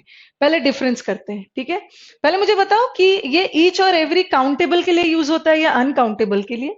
ईच इज प्रत्येक. प्रत्येक, प्रत्येक मतलब बहुत सारे स्टूडेंट्स में, और मैं इंडिविजुअल एक एक की बात कर रही हूँ. इंडिविजुअल बात कर रही हूँ, इसका मतलब है ईच इज फॉर काउंटेबल. ठीक है, ईच हम काउंटेबल के लिए यूज कर सकते हैं। अच्छा, आपने नीदर ऑफ द 5 अक्यूज वाले में, no Chinmay, how can you use, आपने बोला neither of the 5 accused, neither कितने के लिए यूज होता है? Neither is for 2, but there are 5 accused, तो नीदर को क्या में बदलोगे? नन। एंड और नन, नन में बदलोगे, और इसे एनी में नहीं बदल सकते, because if you change it to any ना, तो आपका सेंटेंस पॉजिटिव चला जाएगा। बट वो बोलना क्या चाह रहे हैं? वो बोलना चाह रहे हैं कि पांचों दोषी में से कोई भी प्रेजेंट नहीं था, तो आप एनी नहीं यूज कर सकते ना, because any is used in positive sentence, but यहाँ तो सेंटेंस नेगेटिव जा रहा है, तो नेगेटिव को ही बदलोगे किसी नेगेटिव से, नेगेटिव को किसी पॉजिटिव से नहीं बदल सकते। ओके, चलो now let us move to next. First of all, each और एवरी के बारे में क्या याद रखना है? ईच एंड एवरी ना आगे भी बहुत डिटेल में करेंगे, जब हम एडजेक्टिव पढ़ने लगेंगे, जब हम प्रोनाउंस करने लगेंगे, डिटेल में पढ़ेंगे, बट अभी इतना याद रखो, ठीक है? अभी इतना याद रखो, ईच और every is always used for, each and every हमेशा किसके लिए यूज होता है? काउंटेबल के लिए, ठीक है? ये हमेशा काउंटेबल के लिए यूज होता है।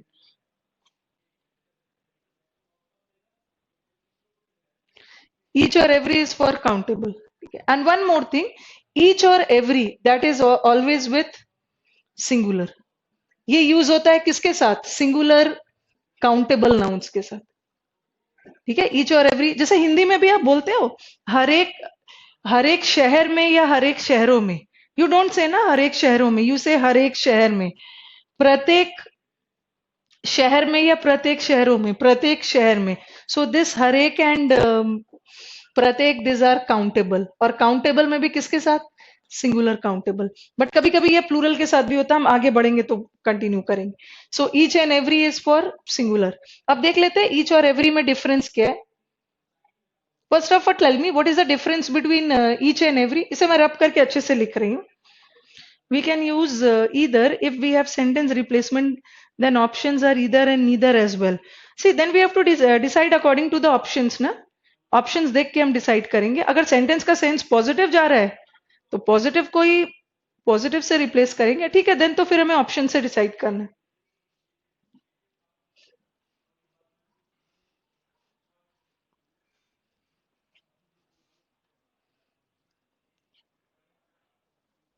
ईच और एवरी, सबसे पहले ईच इज विथ, ईच भी काउंटेबल और एवरी इज ऑल्सो काउंटेबल, दोनों काउंटेबल के लिए, ठीक है? और ईच इज फॉर 2 और मोर पर्सन्स और थिंग्स। ईच काउंटेबल के लिए भी होता है, एवरी भी काउंटेबल के लिए, बट ईच दो या दो से अधिक पर्सन या चीजों के साथ होता है, ठीक है? बट एवरी कभी दो के लिए हो ही नहीं सकता, every is for more than two, every 2 के साथ यूज होता है, ठीक है? एवरी दो से ज्यादा के लिए, ठीक है? Each is for more than two, yes, each दो के लिए भी यूज हो सकता है, दो से ज्यादा के लिए भी यूज हो सकता है, बट एवरी कभी भी दो के लिए नहीं होगा, एवरी जब भी होगा दो से ज्यादा के लिए, और दोनों काउंटेबल है, ठीक है? जैसे मैंने लिखा,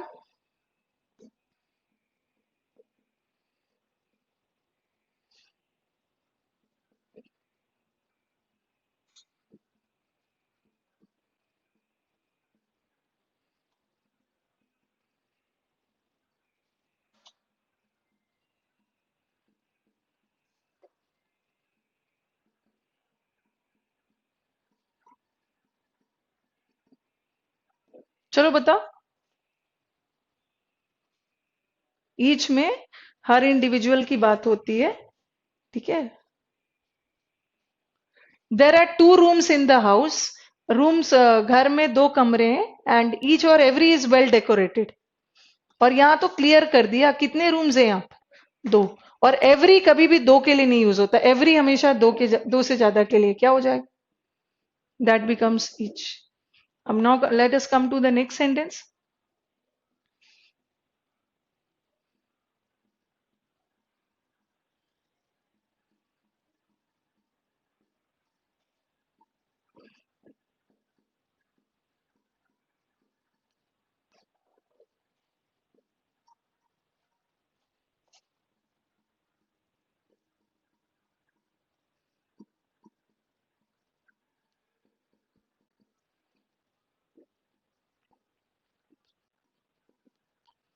और थोड़ा सा हम एवरी को किसके लिए रिलेट करते हैं?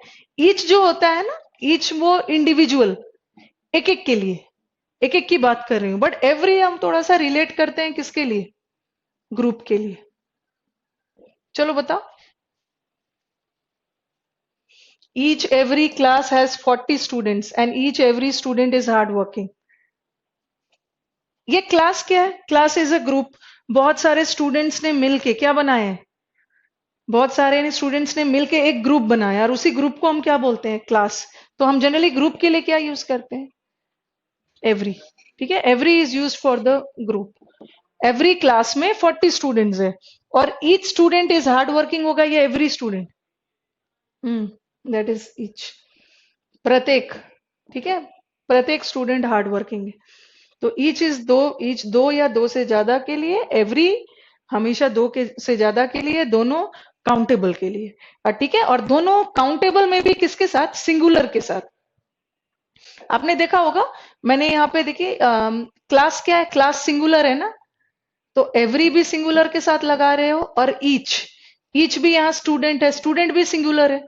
तो ईच और एवरी किसके साथ यूज होता है? काउंटेबल, और काउंटेबल में भी किसके साथ? हमेशा सिंगुलर के साथ होता है। अब मैं अभी आपको कुछ एक्सेप्शंस दे रही हूँ, जहां कभी कभी ईच और एवरी प्लूरल के साथ भी यूज हो सकता है।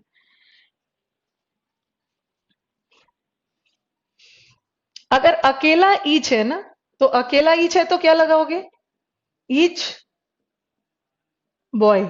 और ईच सिंगुलर होता है, क्या लगाओगे? इज या are? That is.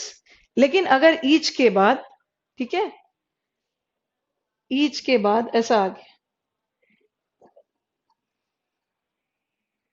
Each of आ गया, अगर ऑफ आएगा तो क्या होगा? ईच ऑफ द बॉय और बॉयज। अब क्या हो गया? बॉयज। और वर्ब पे कोई फर्क नहीं पड़ेगा, हमारा वर्ब सेम रहेगा। तो ध्यान रखना, अभी मैंने क्या बोला? ठीक है, अभी मैंने क्या बोला कि ईच जो होता है, ईच किसके लिए यूज होता है? ईच यूज होता है सिंगुलर काउंटेबल नाउन के लिए। ठीक है, लेकिन कभी कभी क्या होता है कि जब ईच के साथ ऑफ आ गया, अकेला ईच है तो क्या लगाओगे? बॉय। लेकिन ईच के बाद अगर ऑफ आ गया, तो अब हमारा नाउन क्या बन गया? प्लूरल। ठीक है, नाउन प्लूरल हो जाता है। अगर ऑफ नहीं लगाया तो नाउन सिंगुलर हो गया। उसी तरह एवरी के साथ देखो आप, every, every year he comes, every year he comes to visit me. यहां पे लिख रही हूं, यहां पे।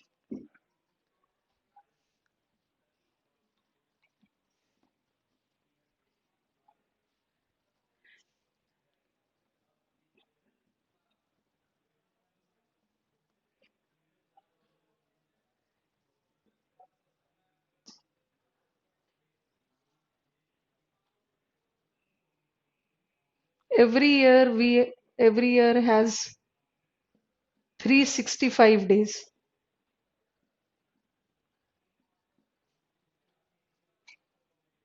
और फिर मैंने लिखा एवरी 4 years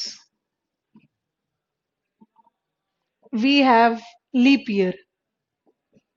कभी कभी थोड़ा सा एक्सेप्शंस भी हो जाता है, ध्यान रखना है। ठीक है, ये देखो, यहाँ एवरी, अभी तो मैंने बोला कि एवरी किसके साथ यूज होता है? Every is always use with singular countable noun. तो एवरी के साथ आपने क्या लगाया? एवरी ईयर, हर साल।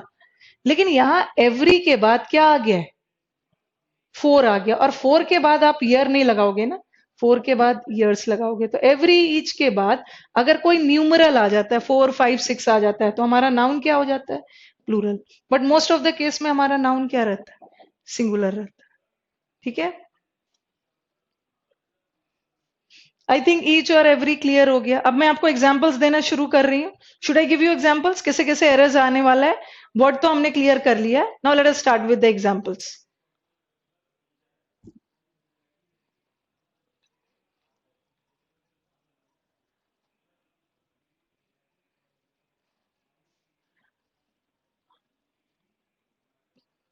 स्टूडेंट ने, किसी का क्वेश्चन आया है, अच्छा, ईच ऑफ दिस 5 स्टूडेंट्स, ये क्वेश्चन है नीतेश का है। ईच ऑफ द 5 स्टूडेंट्स, ठीक है, और उन्होंने बोला है इज और आर। आगे देखो, अगर ऐसा सेंटेंस रहता ना, अगर ऐसा सेंटेंस रहता ईच, तो ईच रहता तो क्या लगाते? ईच रहता तो स्टूडेंट लगाते या स्टूडेंट्स? अगर ईच रहता, मैंने आपको बताया ईच सिंगुलर के लिए, तो क्या लगाते? स्टूडेंट। और हमारा नाउन सिंगुलर है तो वर्ब भी सिंगुलर होगा, क्योंकि रूल हम क्या पढ़ रहे हैं, सब्जेक्ट वर्ब एग्रीमेंट में पढ़ रहे हैं कि नाउन सिंगुलर है तो वर्ब भी सिंगुलर है। लेकिन यहाँ पे क्या आ गया, ईच ऑफ आ गया। ठीक है, ऑफ भी आ गया और साथ में क्या आ गया, फाइव।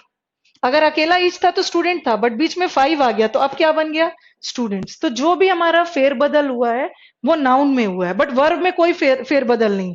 ठीक है, वर्ब हमारा सेम रहेगा। वर्ब यहाँ भी इज है, यहाँ भी इज है, क्योंकि ईच एज अ सब्जेक्ट क्या है, each as a word is always singular. यहाँ भी ईच सिंगुलर है, यहाँ भी ईच सिंगुलर है, दोनों सिंगुलर है, इसलिए वर्ब तो दोनों का सेम रहेगा। जो भी चेंज हुआ है किसमें, फाइव आ गया तो स्टूडेंट्स, अकेला ईच था तो स्टूडेंट था।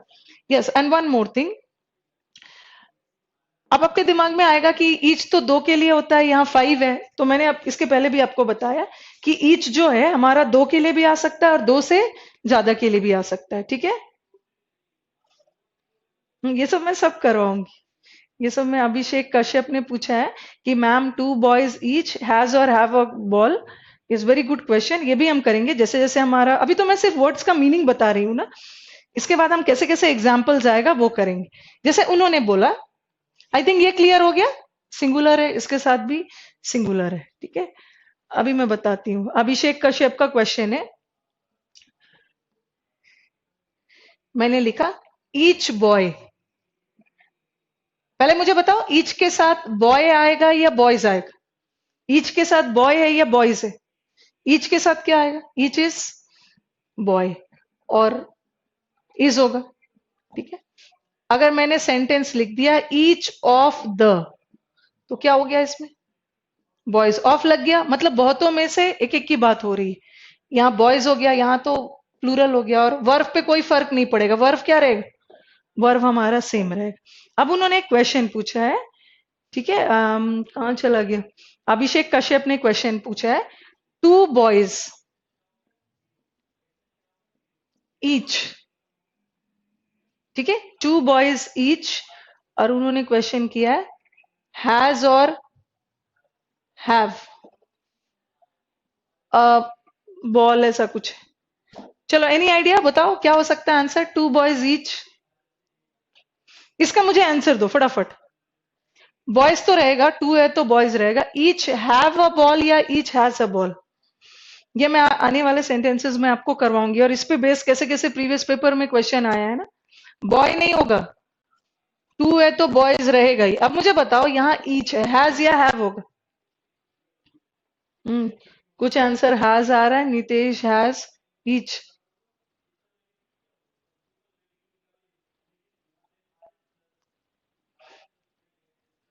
अभिषेक, मैक्सिमम बच्चों का आंसर हैज आया है, बट अभिषेक राणा का आंसर करेक्ट है, इज आंसरिंग करेक्ट। ठीक है, आंसर हैव होगा। ठीक है, आंसर विल बी हैव। और ये हैव क्यों होगा, कल हम करेंगे। ठीक है, नितेश पवार भी ने अभी उन्होंने हैव दिया, अभी मैंने आंसर सही बता दिया तो सबका आंसर हैव आ रहा है। ये हम कल डिस्कस करेंगे। ठीक है, today we are in a shortage of time, already हमारा शॉर्टेज क्या टाइम खत्म हो गया है। तो today we will do, as soon as I enter the class ना, जस्ट रिमाइंड मी कि यहाँ हैव क्यों लगेगा। कल हम बहुत सारे इस पे बेस्ड क्वेश्चंस करेंगे, आज तो हमने कॉन्सेप्ट क्लियर किया। होपफुली आपको आज समझ में तो आया होगा ना, ईच, एवरी, ईदर, नीदर, ये सबको कैसे कैसे यूज किया जा सकता है। ठीक है, और कल हम इस पे बेस्ड बहुत सारे क्वेश्चंस करने वाले। ठीक है, then done for the day, let's आज सारा एंड करती हूँ आज का टॉपिक हमारा, जितना पढ़ा हमने। विल मीट टुमारो, टुमारो आगे कॉन्सेप्ट लेके चलूंगी, because I want you people ना, कि ऐसा नहीं है कि हम चीजों को ना बहुत बेसिक से धीरे धीरे आगे बढ़ाएंगे। इसके बाद what I want you people, कि इसके बाद इस इंग्लिश गोल्ड के बाद आपको किसी कोचिंग की जरूरत ना पड़े। ठीक है, फिर से मेंस में भी आने की जरूरत नहीं। I want this is a very comprehensive course, अच्छे से आप पढ़ के जाओ। ओके, डाटा पिक भी खत्म हो गया, थैंक यू मैम, चलो bye. Okay, then will meet tomorrow. चलो। Today I will give you some, not today, tomorrow और भी बहुत सारे कॉन्सेप्ट्स करेंगे। मैम नोट्स का पीडीएफ डाल दो, सारा चीज मिल जाएगा। आज तो हमारा सेकेंड डे है ना, सब मिल जाएगा। नो नीड टू वरी, कोई कंप्लेन नहीं होगा आपको। Okay, I want only result from you people. Result आना चाहिए। और पहले भी मैंने बोला था मुझे मैथ से ज्यादा स्कोर इंग्लिश में चाहिए। ओके, चलो then, done for the day. Let's meet tomorrow.